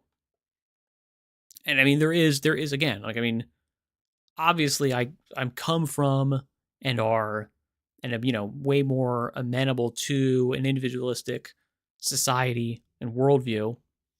Because I think it's more accurate.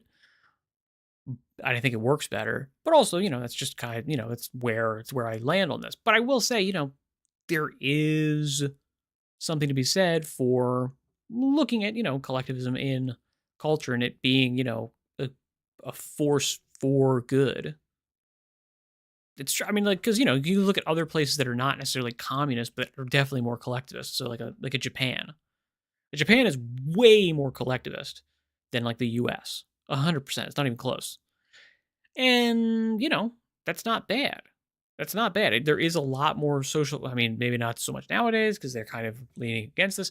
But there's a lot more social cohesion in Japan than there would be in America, or certainly like the UK. But that does also mean that it's like, everything is more homogenous. And if you do stick out, you're hammered down. The nail sticks out. It's hammered down. And, if you're one of those people that is, that does just stick out, either because you want to or because you just inherently do, because like, all right, like you were born, a different race, you're black but you were born, and lived your entire life in Japan, but you're black, you're going to stick out and you're going to be ostracized just because of the fact that, you look different.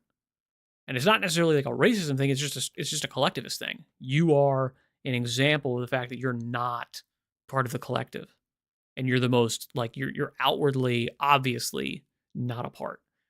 And if you really, if your society really cares about that, there's going to be friction. Do they care more about that, or do they care more about your name?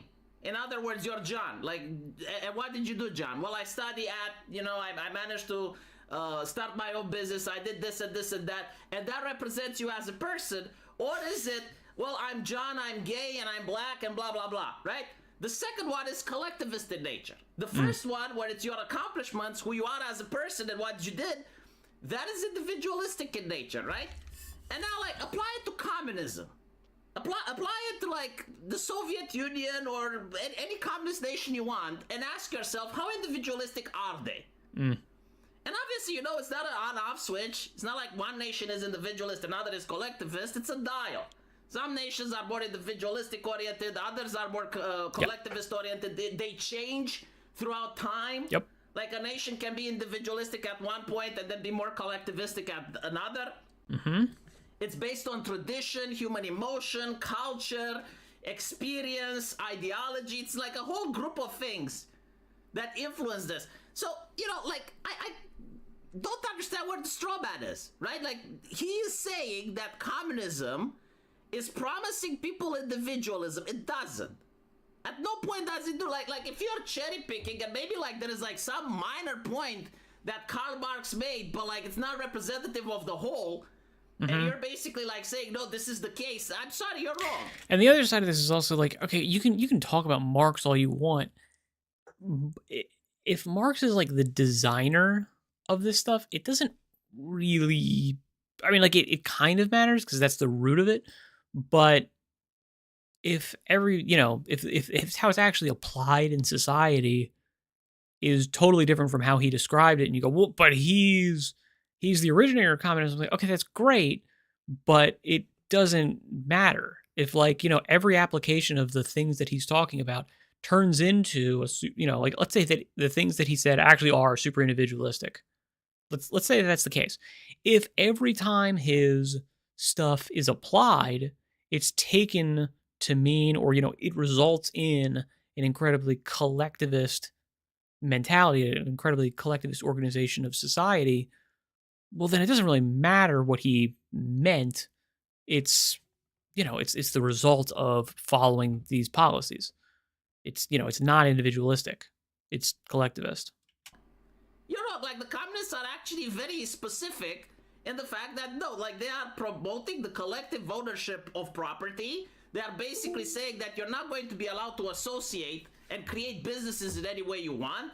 They're basically saying that you're going to live in a collective, your family is going to be enlarged, and you're going to live with strangers. Yeah, it was troll died. That's what communism preaches. It doesn't at any point say that, yes, you're going to be an individualistic nation where you can have choices and what. No. In fact, they even view that as a bad thing. Like, they explicitly state that is a bad thing.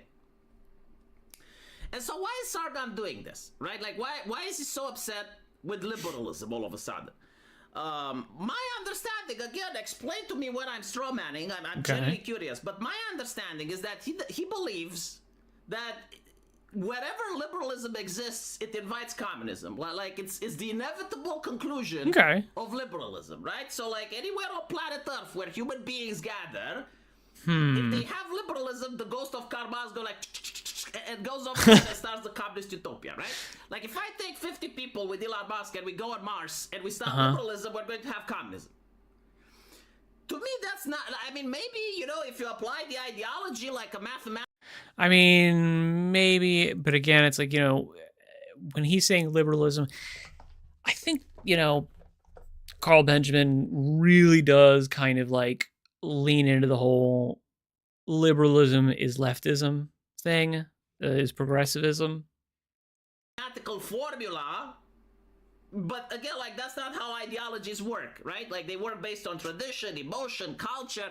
But okay, fine. Maybe if like by some academic miracle you apply the actual formula and you stretch the definitions and you conclude that yes, when you look at human nature and you look at society, that's not what's happening, right? Like communism, its first inception, I would say, would be the French Revolution. It's probably even earlier than that. But usually it happens under monarchies, and it happens because people are starving. Right, so like in the communism, yeah, okay. So communism is the outgrowth of, you know what? He's not wrong here. Yeah, like if he's talking about something, now is he saying communism in terms of like collectivism?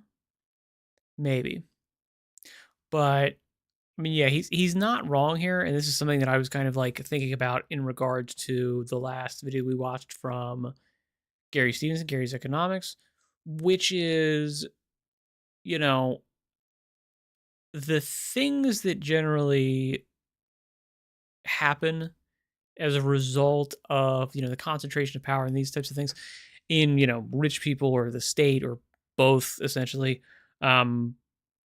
they result in a kind of revolution, and it's a revolution led by the working class individuals who've just been like, stamped on for so long that, eventually they're like, we can't take it anymore. We don't see any way out of this other than, some sort of violent revolution. The French Revolution, what started it is that the clergy voted with the aristocracy against the starving peasantry. And you had the uprising.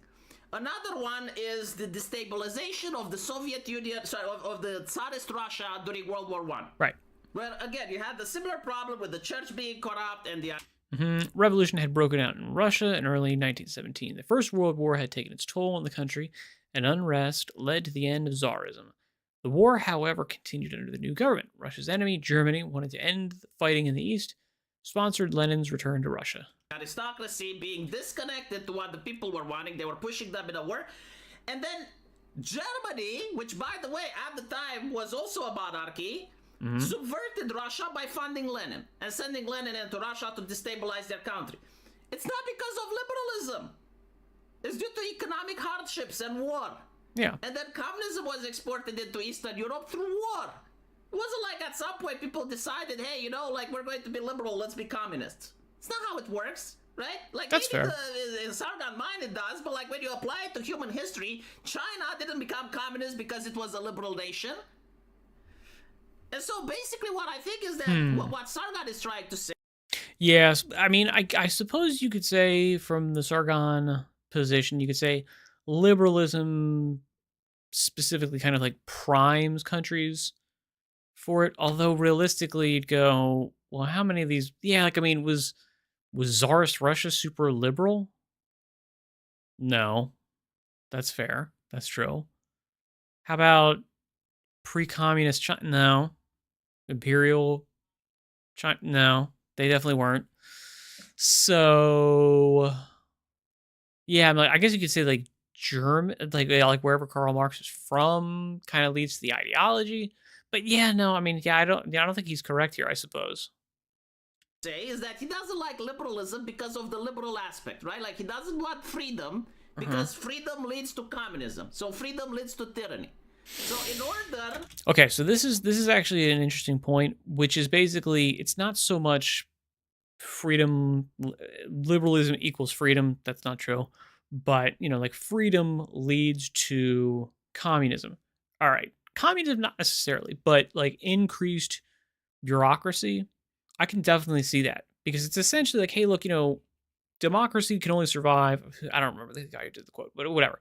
It's basically like, when people are able to vote, they vote for their own interests, which is not bad, which is not necessarily a bad thing. However, if you can vote your own interests and basically make it so that you get free stuff, any politician who's promising free stuff tends to get elected. And then if they, follow through on that promise, which they have to if they want to keep getting elected, well, then, that free stuff hurts the society in general because, like, you can't get something for nothing. You have to take it from somewhere else.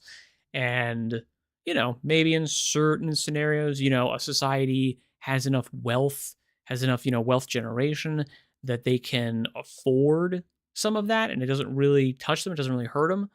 But eventually, you'll get to a point where it's too much. It's too expensive. You can't do it. And then that leads to this, this collapse. To prevent freedom from reaching to tyranny, we need to have some tyranny to prevent freedom. Okay? If this is a straw man, I don't fucking know. This is my statement, okay? Refute it. Fucking refute it. If you think that this is a straw man, after talking to Sargon myself, after listening to his videos, after engaging with all of the stuff that he said, and talking with other people and using 4 different AIs and asking them, is it a straw man? They all said no, but if you think differently, all right, debunk my argument, right? I think that Sargon doesn't like liberalism because of freedom. He believes that freedom leads to bad decisions. He believes that bad decisions lead to tyranny. So if we have tyranny now, we can prevent freedom from happening. I don't know if I would say he's a straw man. I don't know if he's, like I said, I mean, I'm kind of like making up my own explanation. It's not necessarily the one that he's putting forward, which is essentially, yeah, like people vote themselves into a position where the government is no longer like it doesn't work anymore, or it becomes like so insanely bloated that it becomes communist. I guess that's kind of where that's kind of what I'm thinking the argument from Carl Benjamin would be. That'd be my guess. Am I wrong? If yes, how? Why exactly am I wrong? Debunk my argument. But anyway, right, what I think is actually happening, why is Sargon so upset? Why did he change his ideology? Because he used to be, well, most of the classical liberal shit that I know it from him. And so, why did he change his mind all of a sudden? Well, I think he feels very defeated over the shit that's happening in his country, and I can't blame him. Yeah, I would definitely, I do actually have to agree with that. And I mean, this is just like looking at the guy, looking at some of his videos and these types of things. The smallest little thing gets him like so pumped up, gets him so happy. Like the raising the colors thing. Again, like, I mean, it's cool. I'm glad it's happening. It's great. But if like, all right, you gotta do something more than that. If that's all you got, then it's gonna make no difference whatsoever. Okay. And there's a lot to be said for, the UK is in just a rough spot. Again, it could be the Carl Benjamin, Nigel Farage argument, which is like, okay, like we've basically destroyed the substructure of society by allowing in, millions of people that don't share our values, and we've basically had them create enclaves that are fractious, that are, basically like, that are fracturing the social cohesion. And therefore, we don't live in a country anymore. We live in like some weird, you know, eh, enclave of different people. It's like there's no shared culture, and therefore, you can't trust that the government is, going to help people. It's not going to help the right people. You're kind of, unfortunately, on your own, because you can't trust the system in society, because it's been so it's been so fractured. It's been so beaten up by this influx of people that are not part of your society. Or, you can use the Gary Stevenson economics argument, which is like, okay, it's because of economic reasons. It's because, the rich people have basically sucked up all the finite resources that people need to live, and they basically price them out of ever owning that wealth and these types of things. I think there's a middle ground for both of those things, which is like, yeah, both of those things are probably true, and they kind of feed into each other. Like, I mean, that to me just, it feels more holistically correct. It's very rare that when people come up with these things, if they both appeal to people and they appeal to different sides, it's very rare that they're like, one of them's correct and the other's wrong. It's like, no, they're usually both correct. It leans back into the sort of like a nature versus nurture argument. There's like a lot of people that were like, oh yeah, it's got to be it's got to be nature. It's got to be like, all of these things are just inborn, natural, genetic, biological imperatives that are just always there. And, nurture doesn't really do anything. Your environment doesn't really have any effect on it, because it all comes from this internal state. And then the nurture people are like, no, like, all of this stuff's learned. All of this stuff is learned. It's all like, you can all look at it, culturally lenses. It comes from culture, it comes from individual aspects, it comes from all of these different environmental things. Those are the things that, make people the way they are. Everybody else is, everybody comes in as a blank slate, and then they're written on by society and individuals and these types of things. And now the current, psychology, or, just in general, the view is like way more holistic. It's like, no, it's both. It's not either, it's both. Both of these, they both impact each other, and they're both impacted by each other. And that's how you get what you get. My guess is, yeah, like, both of these arguments for the fall of the UK are correct, which is like, okay, like, there is an economic, underpinning to these things.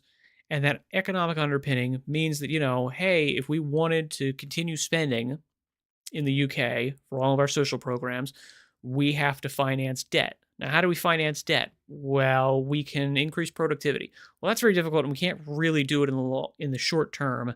And we need an increase in debt so that we can, bump these programs up, because we want to get elected. So we're going to promise more payments.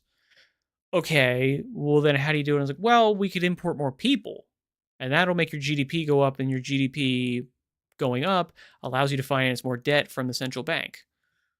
Okay, cool. So we'll basically just do that. How do we do that? I was like, well, we can just import more people. Okay, so we're going to import more people. And that works.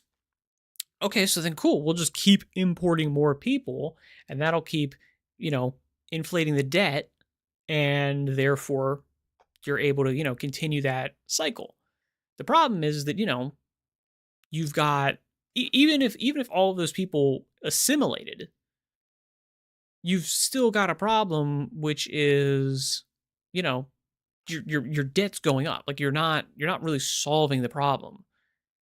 And, you're inflating the price of everything, because there's more people competing for the same goods, because you're not massively increasing the supply of goods. It's certainly like finite goods, like land or property, these types of things.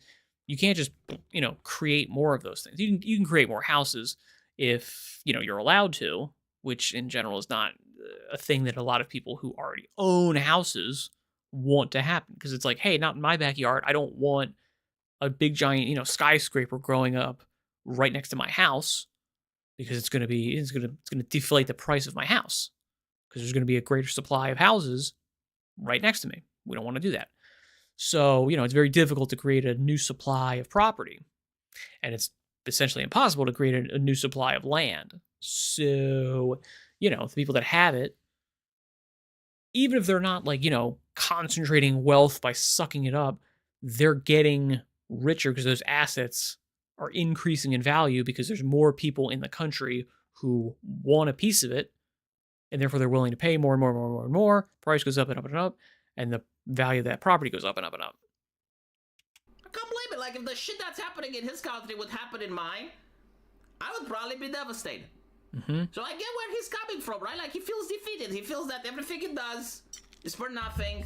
Nothing that he tries to accomplish ends up in a victory.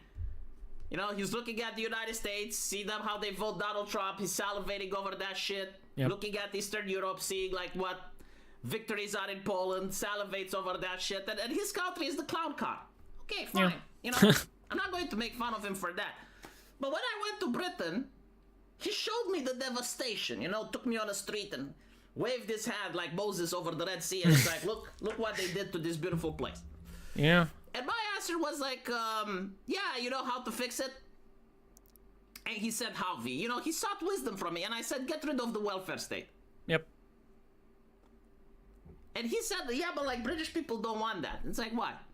Well, yeah, but like the idea of like an old British lady suffering from the cold and no one doing anything, it just doesn't sit well. That's the fucking problem, right? Like, that's the mentality right there. You don't want to get rid of the welfare state. You want safetyism. If you want sci-fi level medicine, and this is why a lot of the people who are on this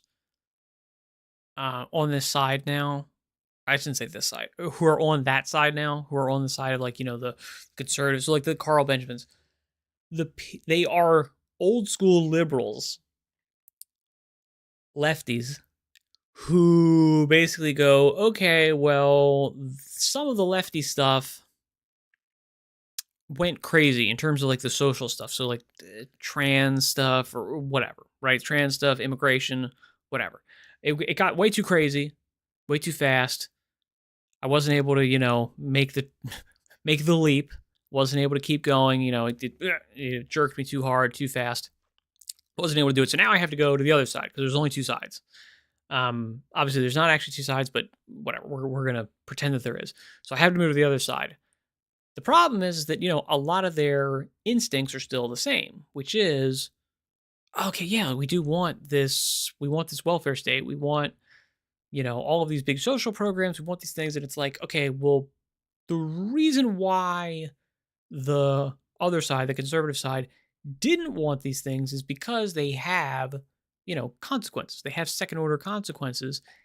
And we don't want those consequences. We're fine with there being a welfare state. We like the conservative people don't care. Libertarian people don't care if there's socialized medicine or these types of things. If it didn't come with these, problems, didn't come with these required consequences, which is like, yeah, like they're going to happen. If you have these programs, they're going to have these issues arise from it. From the NHS, you need to pay sci-fi level amounts of money to get it. Yeah. Like you want all this shit, right? Like you want free shit. You want safetyism. That's the price. The price is a bloated government. It's not liberalism that you're getting. You're not free. You're not free to do shit. You're not free to fly your own national flag. Yeah. What you are getting, and your problem isn't with liberalism, is with totalitarianism. The government controls everything you do. I don't think that there is a single thing that you can do in Britain as a human being that other people would say that the government has a right not just to investigate, but to also regulate and decide if it's right or not. Do we think that's right? I do. I think that's correct. I think that's correct for the UK, unfortunately, And I feel like it feels like it was quick. It feels like it's a quick change. Like it wasn't the case 10 years ago. Maybe it was, but I don't know, like 20 years ago, maybe. It feels like a really quick change that, you know, now the UK is super into that stuff. Like just crazy into that stuff where it's like, yeah, the idea of like freedom in any like real sense is just like, nah, that's for you colonials. And it's just like, it's rough to look at. It really is rough to look at. Correct me if I'm wrong, right? Like here's the thing. In Romania, when I grew up, like there was a thing where the government wasn't allowed to wiretap you. They weren't allowed to read your correspondence. Like there were limits to the government that were considered common sense, not because it's law, but because most people would find it abhorrent. Mm-hmm. Are there any such limits in Britain? Is there anything that the government UK demands access to Apple users' encrypted data? Now, I don't know if they actually got access to it, but the fact that they asked is kind of the point. You know, that they were just like, yeah, no, we should be able to have this. Mm-hmm. That it's not allowed to do. And so the question is like, well, why can the government do all these things, right? Like, why can the government spy on you? Why can the government censor you? And the answer is because it has money. Where does it have money from? From your pockets. Yeah. You're literally funding the welfare state. The government doesn't give all the money back to welfare. It also keeps some of the money to make the censorship apparatus. Yeah. You're a peasant working on a noble that hates you. You're working on his field. I love it. Give me the BioShock. Yeah. Who owns the sweat of my brow? Do I own the sweat of my brow? No, says the man in Moscow. It belongs to everyone. Do I own? No, says the man in Washington. It belongs to the poor. To leave. And you also refuse Such to a good change one. the mentality. Right? You can fight your windmills. You can say, oh, the problem is like individualism and blah, blah, blah. But until you defund the government, this thing is going to keep happening. Oh, yeah. Even if you have someone in power, like you notice they had Liz Truss, right? And Liz Truss actually wanted to make some changes. Look how fast she fucked off. Yep. Like people in power, they want to grift. They don't care about anything else besides the grift. You have like the chucklehead coming up, collectivism, individualism, John Locke ideology. They don't care. Like if they think that they can make money by being fundamentalists, they will become fundamentalists. Mm-hmm. If they think they can make money by becoming liberals, they will become liberals. If the government thinks it can make money by being communists, they will become. They don't give a fuck. They have no chill. You guys saw this during the pandemic, right? Like all of a sudden the government was, if only we can save one life. Everyone else needs to shut their businesses. Everyone needs to stay home. They go and they party, right? Like they don't give a shit. They're not afraid of the virus. Partygate, a timeline of the lockdown party. Yeah, it's fair. I mean, look, you don't hate politicians enough. I agree. I totally agree. It was just profitable for them to do so, right? And so they go party. You stay home. You lose your money. You get arrested if you sunbathe. And then when BLM comes along, they're like, oh, okay, businesses stay closed, but you can protest, right? Protesting over some shit that's happening in the United States. Was that liberal? Was that communistic? What was it? It was grifting. That's what it was.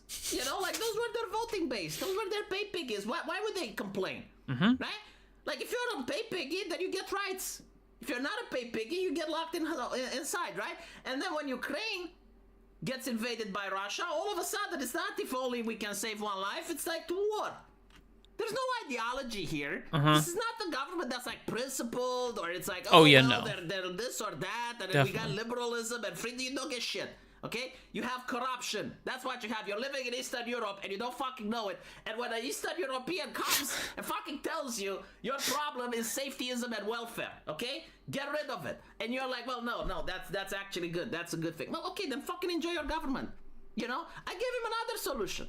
A lot of British people don't. I do agree with this, and this is the whole point of like, you know, it's super painful to cut these entitlements in the US and certainly in the UK too. Probably more so in the UK. The UK is a little bit more left leaning, which is why it's I will happily say that's why it's enjoying more problems now than, the rest of the West or, the US in general, is because these programs are they're more entrenched and there's more of them.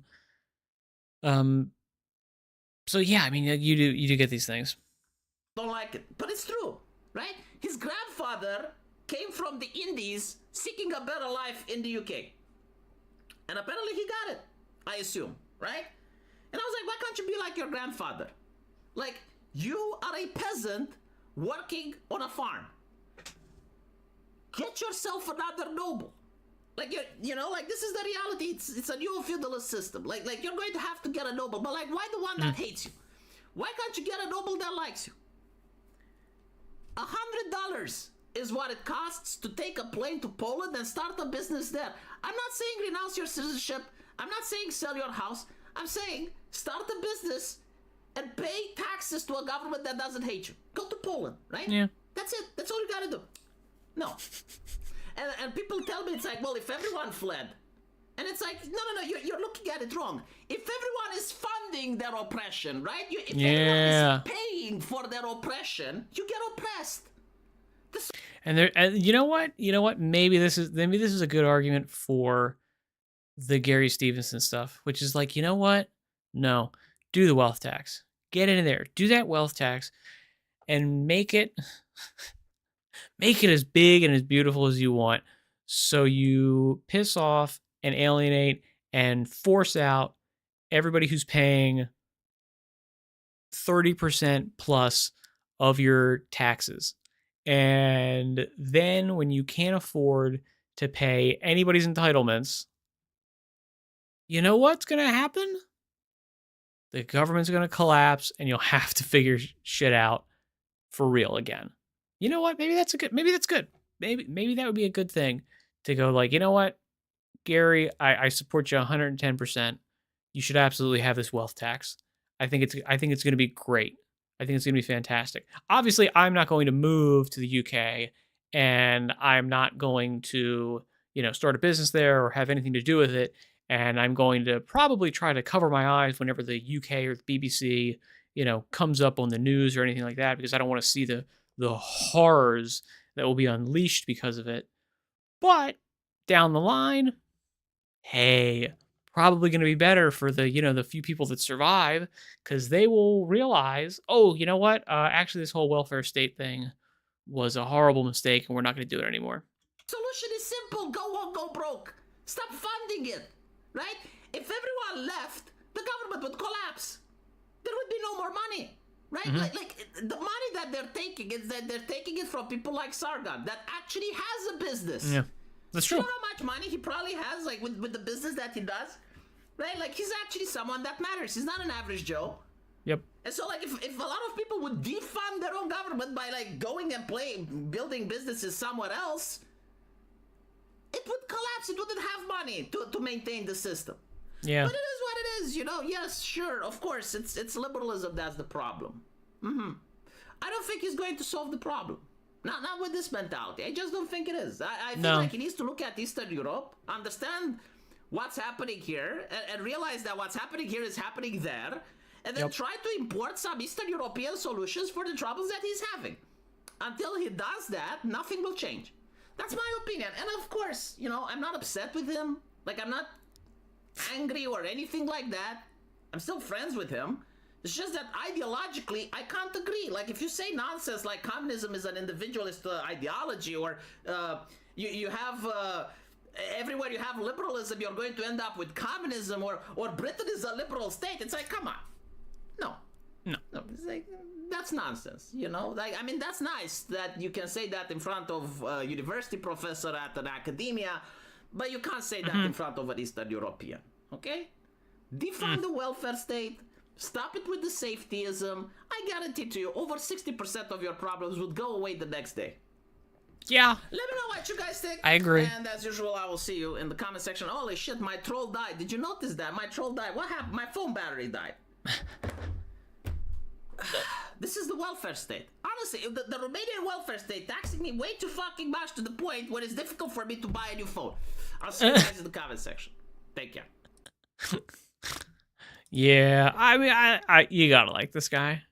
I really do like this guy. He's making me consider a move to Eastern Europe.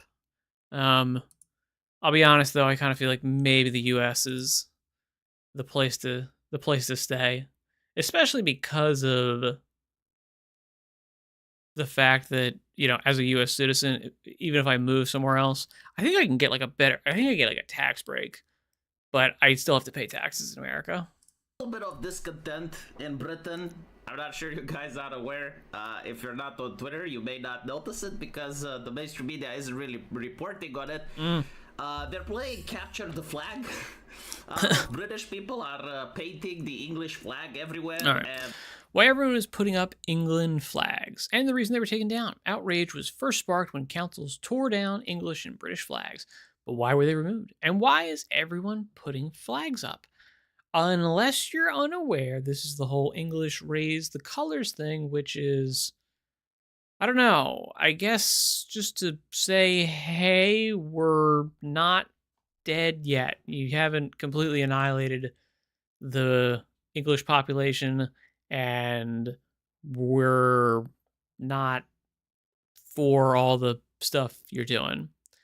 I guess that's it. I mean, you know, again, I'm like, I don't want to blackpill anyone. You know, hey, this is great. If you're in the UK and you're doing this, go ahead, keep doing it. But also, you got a lot further to go. The government, like in a Benny Hill skit, is trying to wash it away. I don't think like there's any other nation on earth right now that is ashamed or threatened by their own national flag. I mean, you do have cases like in Germany where the Nazi flag is treated as abhorrent, but the Nazis were defeated. They lost the war. A similar situation is happening in the United States with the Confederate flag. But the Confederates were defeated. They lost the war. Last time I checked, England hasn't lost the war, and it's still their flag. Like, it's not a flag that used to exist historically, the St. George Cross. It's the de facto flag that exists right now, and the government is absolutely horrified over the fact that... Which is funny because, like, you never see it. You never see the St. George Cross, you know, English flag. You see the Union Jack, but I mean, I never see the St. George Cross, like, ever. People have that flag. They're not as upset about Palestinian flags, for instance, or LGBT flags, or as far as I can tell, almost any other flags. They're fine. Yep. But they really spurg out when they have the English flag, and now apparently they spurg out even when the UK flag is being flown, like the Union Jack. There's this viral clip where a lady is hoisting the flag, and immediately a police officer pulls her away. Now, I don't... All right. Two-tier policing in Britain. Pro-Palestine supporter climbs a war monument. No arrest. Police officers just watch. Two-tiered tyranny. And then, let's see. Go anywhere in the UK and look around. You'll just see foreigners everywhere. It's truly sickening the damage that has been done to our nation and our people. Remigration is the only way, says Elon Musk. I don't know what she did. Like, maybe before this, she insulted the cops, or, you know, like she's part of a protest that the cops wanted to disperse. But regardless, like, the optics are horrifying. Not good. This is not something that would happen in Europe 20 years ago, and it's not something that's happening in Europe now in Eastern Europe, you know, like going after people that are hoisting the national flag. It is horrible optics. And so Elon Musk attaches himself to this. I think there's several reasons why he does it.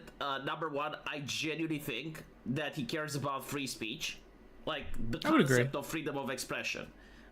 He does want to put people on Mars, and in order for that to happen...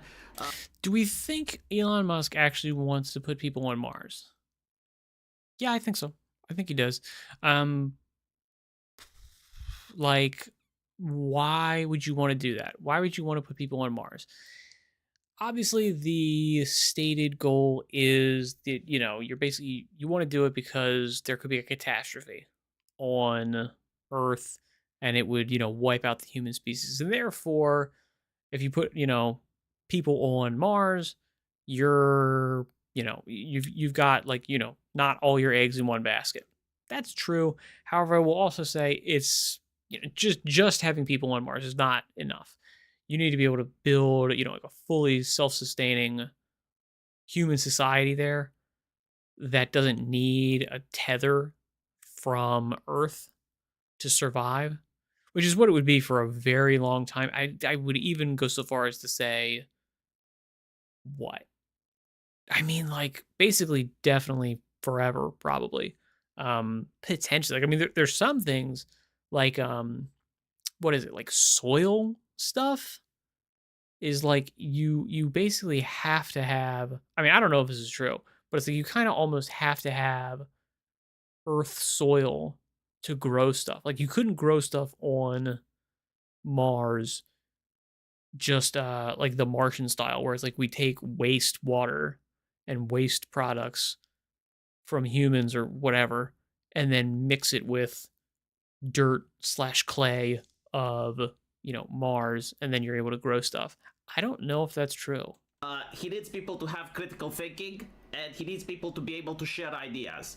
And governments that crack down on free speech, they're usually, and historically, they're the type of government that creates idiots, right? Like they create sheep, they do not create people that are capable of innovating, that are capable of free thinking. And so this is probably one of the reasons he doesn't like the suppression. The other reason is that he is part of the generation where America was incredibly proud of its free speech. Especially like during the Cold War, America was like, well, we're not dictators, we're not totalitarians. Unlike the Soviet Union, unlike the Iron Curtain, we actually glorify free speech, and we are very proud of our liberty and our freedoms. And he's part of that generation. Of course, he also wants to get into politics. I think he wants to find a niche for the type of people that aren't liberal, but they're not fully Republican. Do we think Elon Musk actually wants to get into politics? I mean, obviously, like he kind of is in politics in the sense that, he was with Trump for a while. I don't know if he had an enormous impact on policy. It seems like, I mean, like, I feel like he did have some degree, for sure. I think so. I don't know how much that actually, like, really holds true. I'm not really sure how much stuff he actually got done, because of the fact that it's like, look, he's coming into a place that is like so massively entrenched, and there are so many people who, want to keep their jobs in government. And guess what? If the government's eliminating jobs, who's going to eliminate them? The government. So it's insanely difficult for, anybody to come in and really, shake things up significantly, because, everybody is against you. Everybody's like, hey, yeah, look, you're looking to take my job away? Look, hey, I'm totally all for cutting government. But not me. My job is important. My job is integral. I cannot be eliminated. All right? That's not going to happen. And when every single person in the government is thinking that, you're not going to be able to get much stuff done. You have to be able to, I mean, I don't know. You probably need, unfortunately, like, probably need to put people on Mars and start new. Start fresh. That's kind of the only way to do it. Either. So, like individuals that probably just want to grill corporate liberals that do not want to partake into the identity politics nonsense, or corporate liberals that do not want to partake into the environmentalist shtick. So, like, he doesn't want to sweep America with his politics, but he wants to have, like, a couple of seats in key areas so that when it's time for a close vote, both the Republicans or the Democrats need to come to his senators and negotiate, right? At least this is what I'm getting from what he is saying on Twitter about what he is planning to do. I think that's probably fair. To be successful? I don't know, but like these seem to be the seeds. I don't know. I mean, that is true. I mean, look, he's got money. He's not got, I was gonna say, like, he's got money. He doesn't have RNC. He doesn't have DNC money. I don't think he can be spending, billions of dollars every year on getting politicians elected like the DNC RNC does. So I don't know, but I mean, yeah, I think that's not a bad idea. And to be honest, hey, like if we've got, like, this is the sort of thing where it's like, oh man, these plutocrats, they're just taking over everything. I'm like, look, dude, if you want to have a bunch of like super rich people just making their own little tiny parties, and these tiny parties are able to, exert some influence because they have votes here and there, and people can come to them and do that kind of stuff. That is eating away at the, the monopoly that the two-party system has. So it's like, you know what? I'm kind of all for it. That he is planting, right? Like, he's basically rallying the base on Twitter in order to show that he is politically engaged, politically active. And it's finally the fact that in the United Kingdom right now, Ofcom is pretty much censoring his platform. Like, he is constantly under threat that he's going to get a massive fine if Ofcom finds anything wrong on his platform. So, like, if someone posts some speech of hate that he doesn't remove it in time, or if you have a minor from the United Kingdom, a 17-year-old lad wanting to see some titties on Twitter, and he manages to see it without showing ID, like, all of these things put him at great risk in order to pay massive fines to the United Kingdom. So, yeah, he's got, like, a lot of reasons to... the same way that he got involved into the German politics with the AFD. Did that have an impact? Well, looking at the statistics, it kind of did. It had like a 2 or 3% impact. So, nothing major, but enough to piss off the establishment, which is why it makes it absolutely funny. And so it brings us to today, where, as you can see, this gentleman says, "Dear Uncle Elon, please accept our invitation to come on to the podcast of Lotus Eaters and chat with us about the continuing rapé," I need to say it in a way that the YouTube algorithm doesn't know, "of Britain, the traitor class that made it happen." And Elon is saying, should I go on this podcast? Now, take into account that last time I checked, Elon also went against Nigel. He doesn't really like this politician. And the Lotus Eaters don't like him. And so, like, I think, like, this is what sweetened the deal. It's like, oh, I get to shit talk Nigel in Britain? Count me in. So now he's asking, like, should I go on this podcast, right? So you have Sargon here. We'd be more than happy to host you. You're always welcome. Nice. We have the Arshka saying, Lotus Eaters is run by my good old friend Sargon, and he is a quality individual, well worth your time.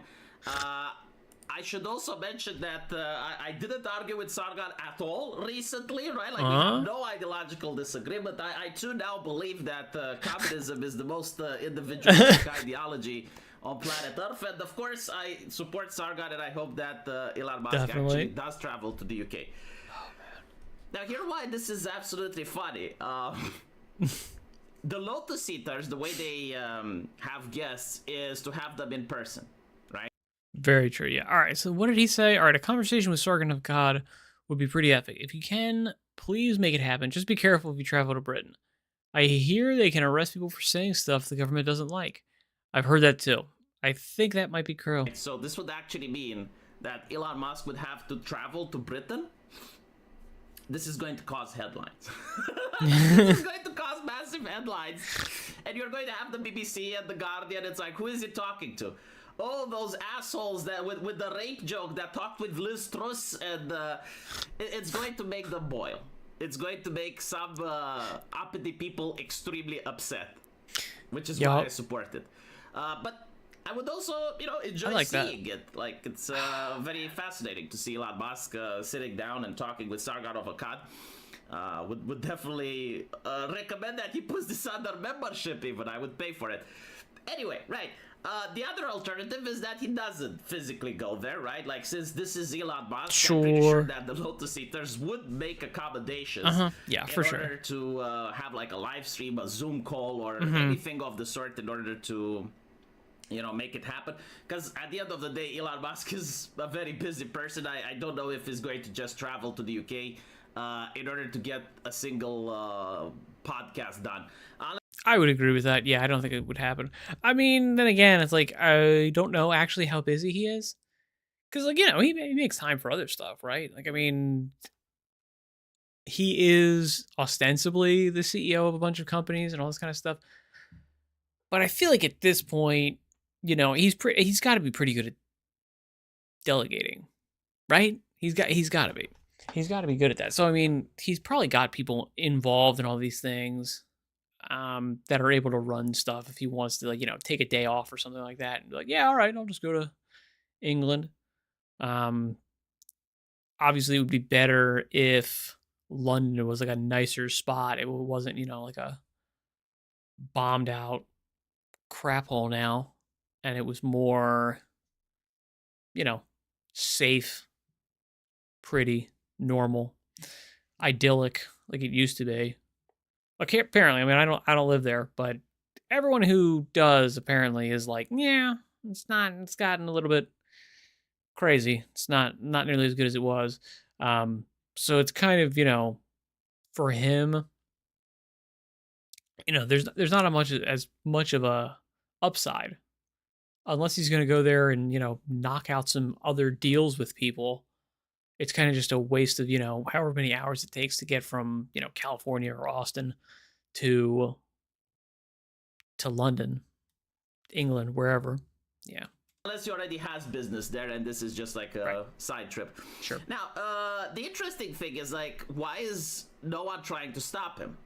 Because, like, if this happened in 2018, like, you would see an army of people trying to stop Elon from going there, reminding him of the joke of the rapé, of, you know, other things that Carl did, and basically, like, doing anything under the sun to prevent him from having the podcast.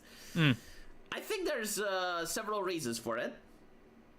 Number one, it's the fact that a lot of leftists, especially the radicals, they self-segregated. So they went to Blue Sky, and as such, they're probably unaware that this is even happening. That's a possibility. And, like, I know many leftists that I used to argue with, their presence on Twitter is just no more. They simply left. The other reason is that they feel defeated, and they don't feel like they can stop this anymore. And they're basically hoping it's like, okay, this is like what the right is doing, like we need to do something better. So it's a different mentality than it used to be in 2018, where it was, we need to sabotage the right at every point. And now they're simply like, okay, we can't sabotage them anymore. They don't care about our morality, so we need to get our base together and just one-up them. I think this is also plausible. I think so. And the third one, like, maybe they just don't care, like, they're aware that at this point people know, right? So, like, nothing that the podcast would talk is going to be newsworthy for the normies, because it's kind of like that time in late Soviet Union where where people knew and the government knew that the people knew and the people knew that the government know that the people know, but like everyone is pretending that they don't know. And this is probably the situation in Britain with political correctness, right? Yeah. Like, it has reached a point where it's not just that people know, but the government knows that the people know.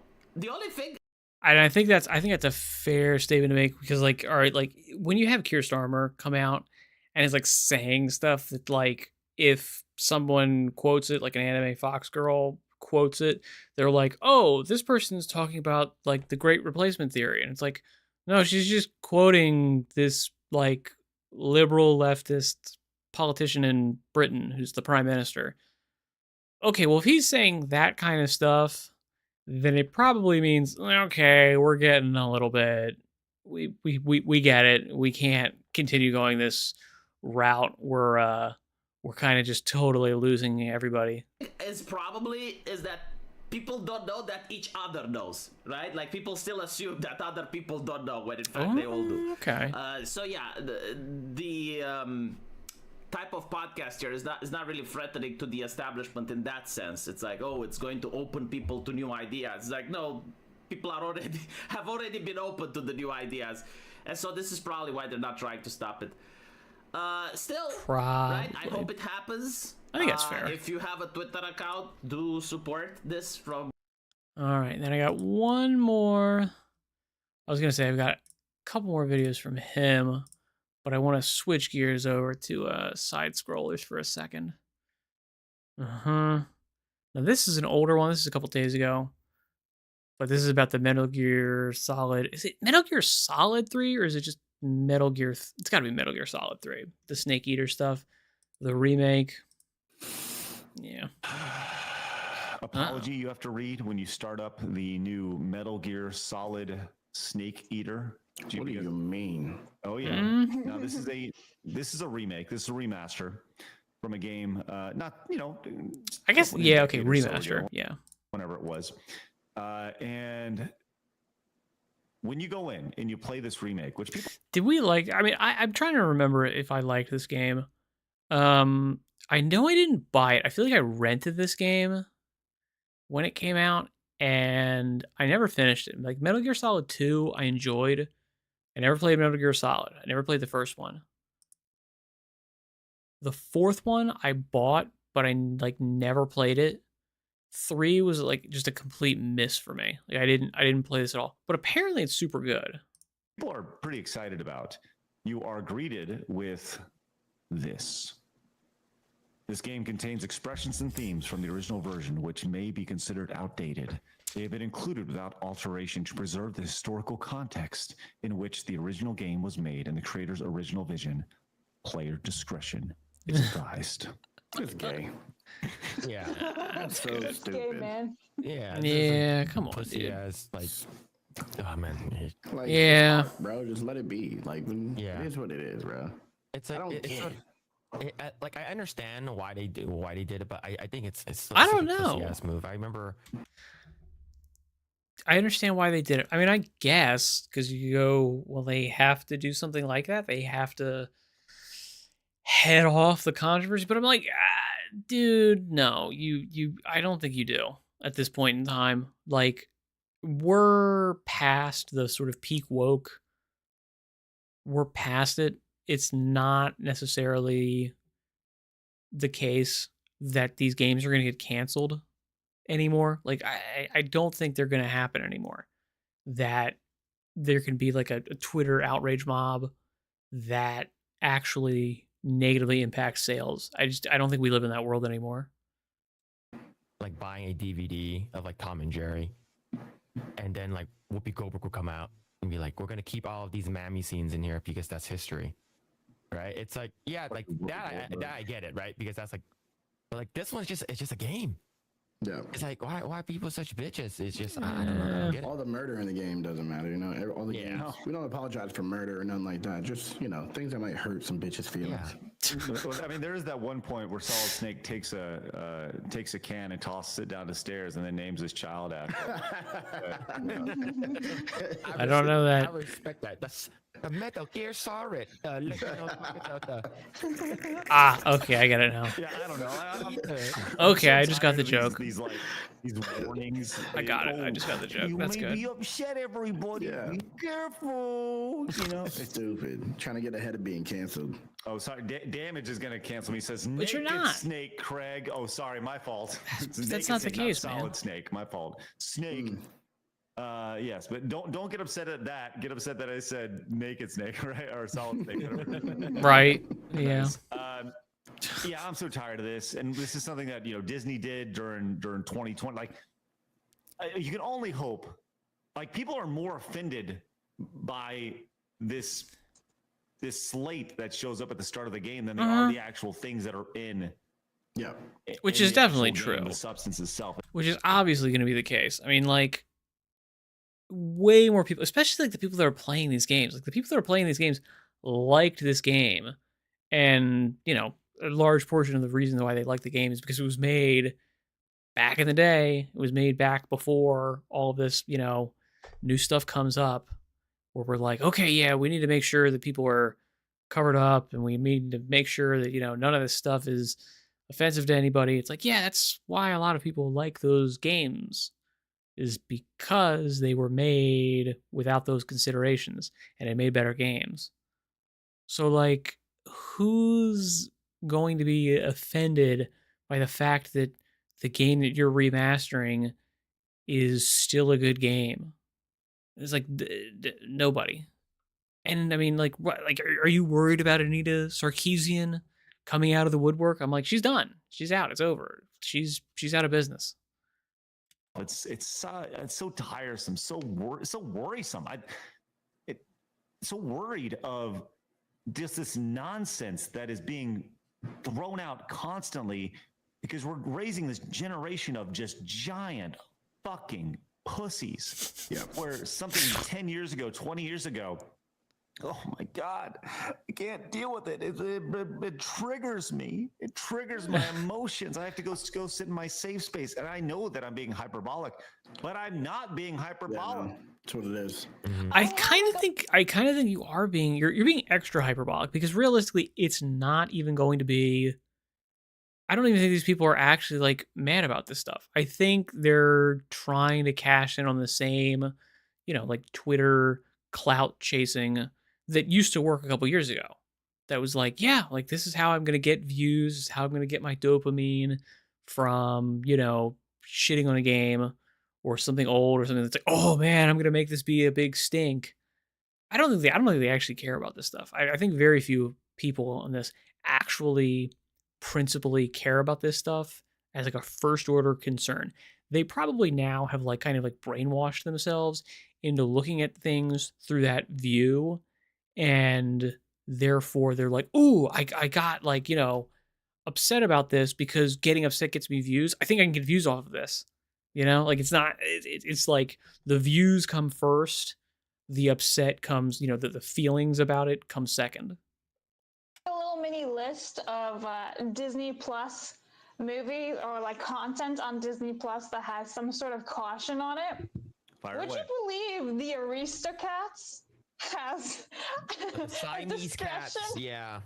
Oh, Is that how you say that? No, the Aristocats isn't Siamese. That's Lady and the Tramp for the Siamese. Is it Aristocats? Oh yeah. You're right. Lady and Tramp. Yeah. Aristocats. The Aristocats. Is that the pronunciation? The Aristocats. Aristocats. Yeah, for the movie, yeah, and then it's Aristocrats, which is like. But Aristocats, not Arista. Aristocats. Arista. Listen, barista. Starbucks. All right, there's also Peter Pan. No. All right. There's also Peter Pan, there's Dumbo, and there's Fantasia. And that's just like the bare minimum, which is insane because, all these old ones. I bet you Mary Poppins probably has a disclaimer. 100%. Women don't actually fly. I would forgive all of this. No, it'd be about chimney sweeps. Song of the South. It would be about the chimney sweeps because they had like, coal dust on their thing. They're like, we're not doing blackface. We swear to God. Okay, Dick Van Dyke is not in blackface. Okay, please do not cancel us for this. Okay, he's a chimney sweep. I know you don't know what chimney sweeps are because we don't have chimney sweeps anymore because we don't have chimneys anymore. Except unless you live in like Britain or these types of things where they do actually have chimney sweeps. But come on, man, like just don't freak out. That's it. I've never seen Aristocats. Just a little bit. Forgive him just a little bit. I just wish they would just let it go and then just gain support when people do hate it.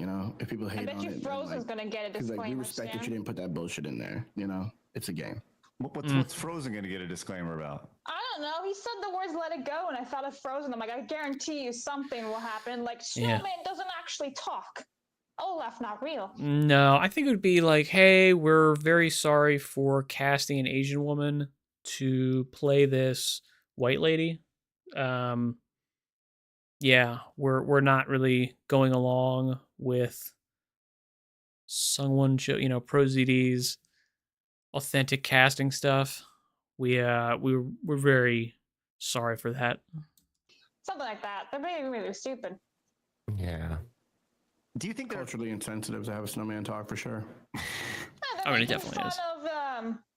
What are they based on? Like, is it the Dutch?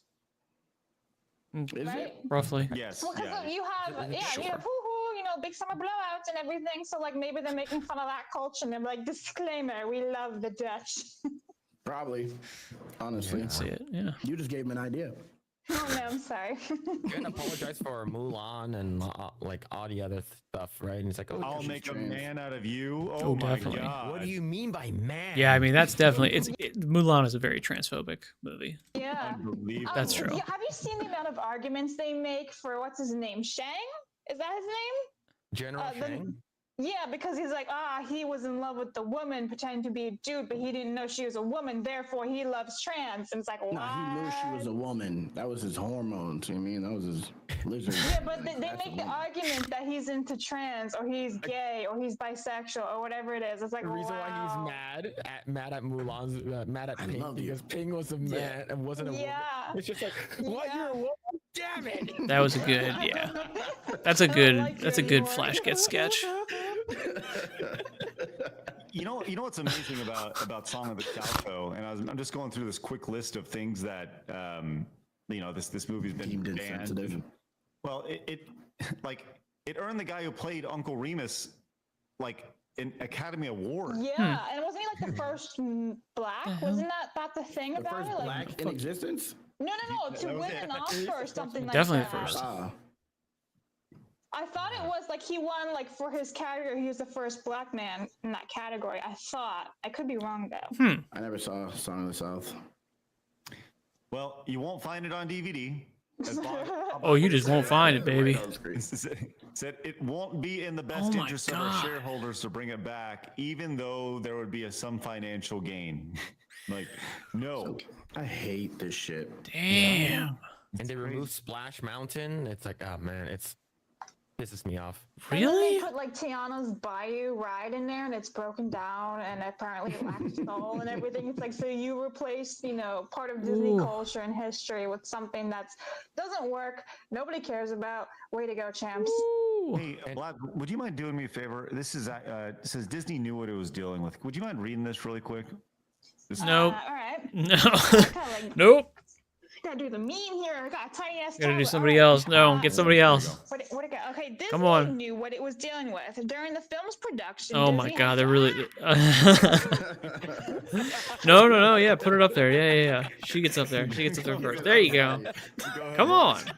Come on, Blabs. Oh my God.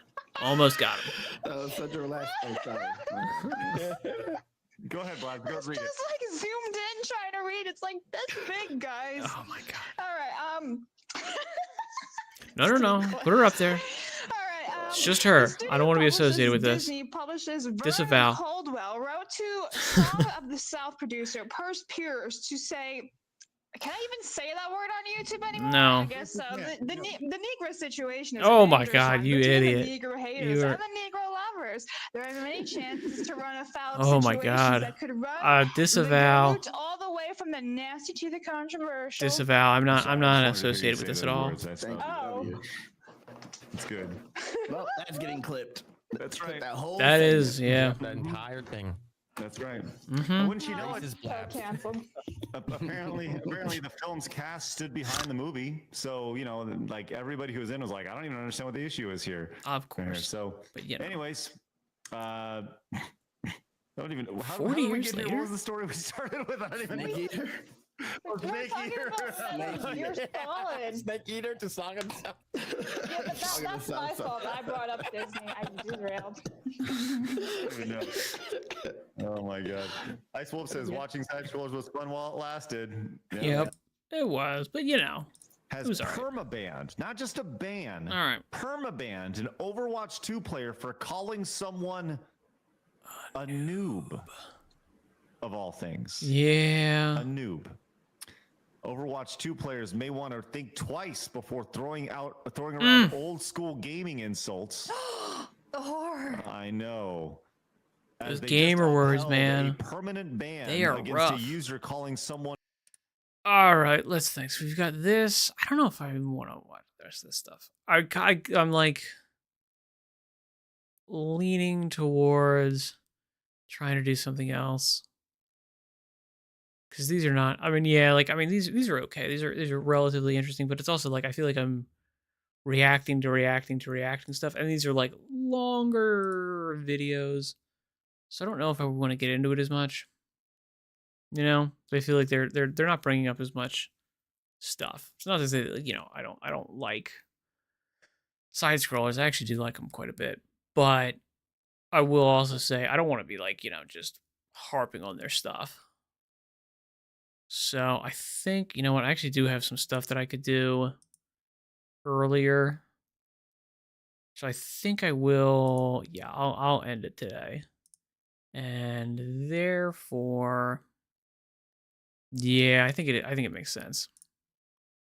Unless somebody's got other stuff for me to look at, I think we will end for today. I think so. I think we'll probably end for today.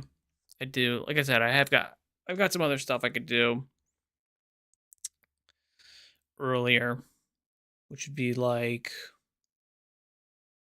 would be nice. All right. That being said, good luck in all your endeavors. Thank you very much for your time and attention. Farewell for now.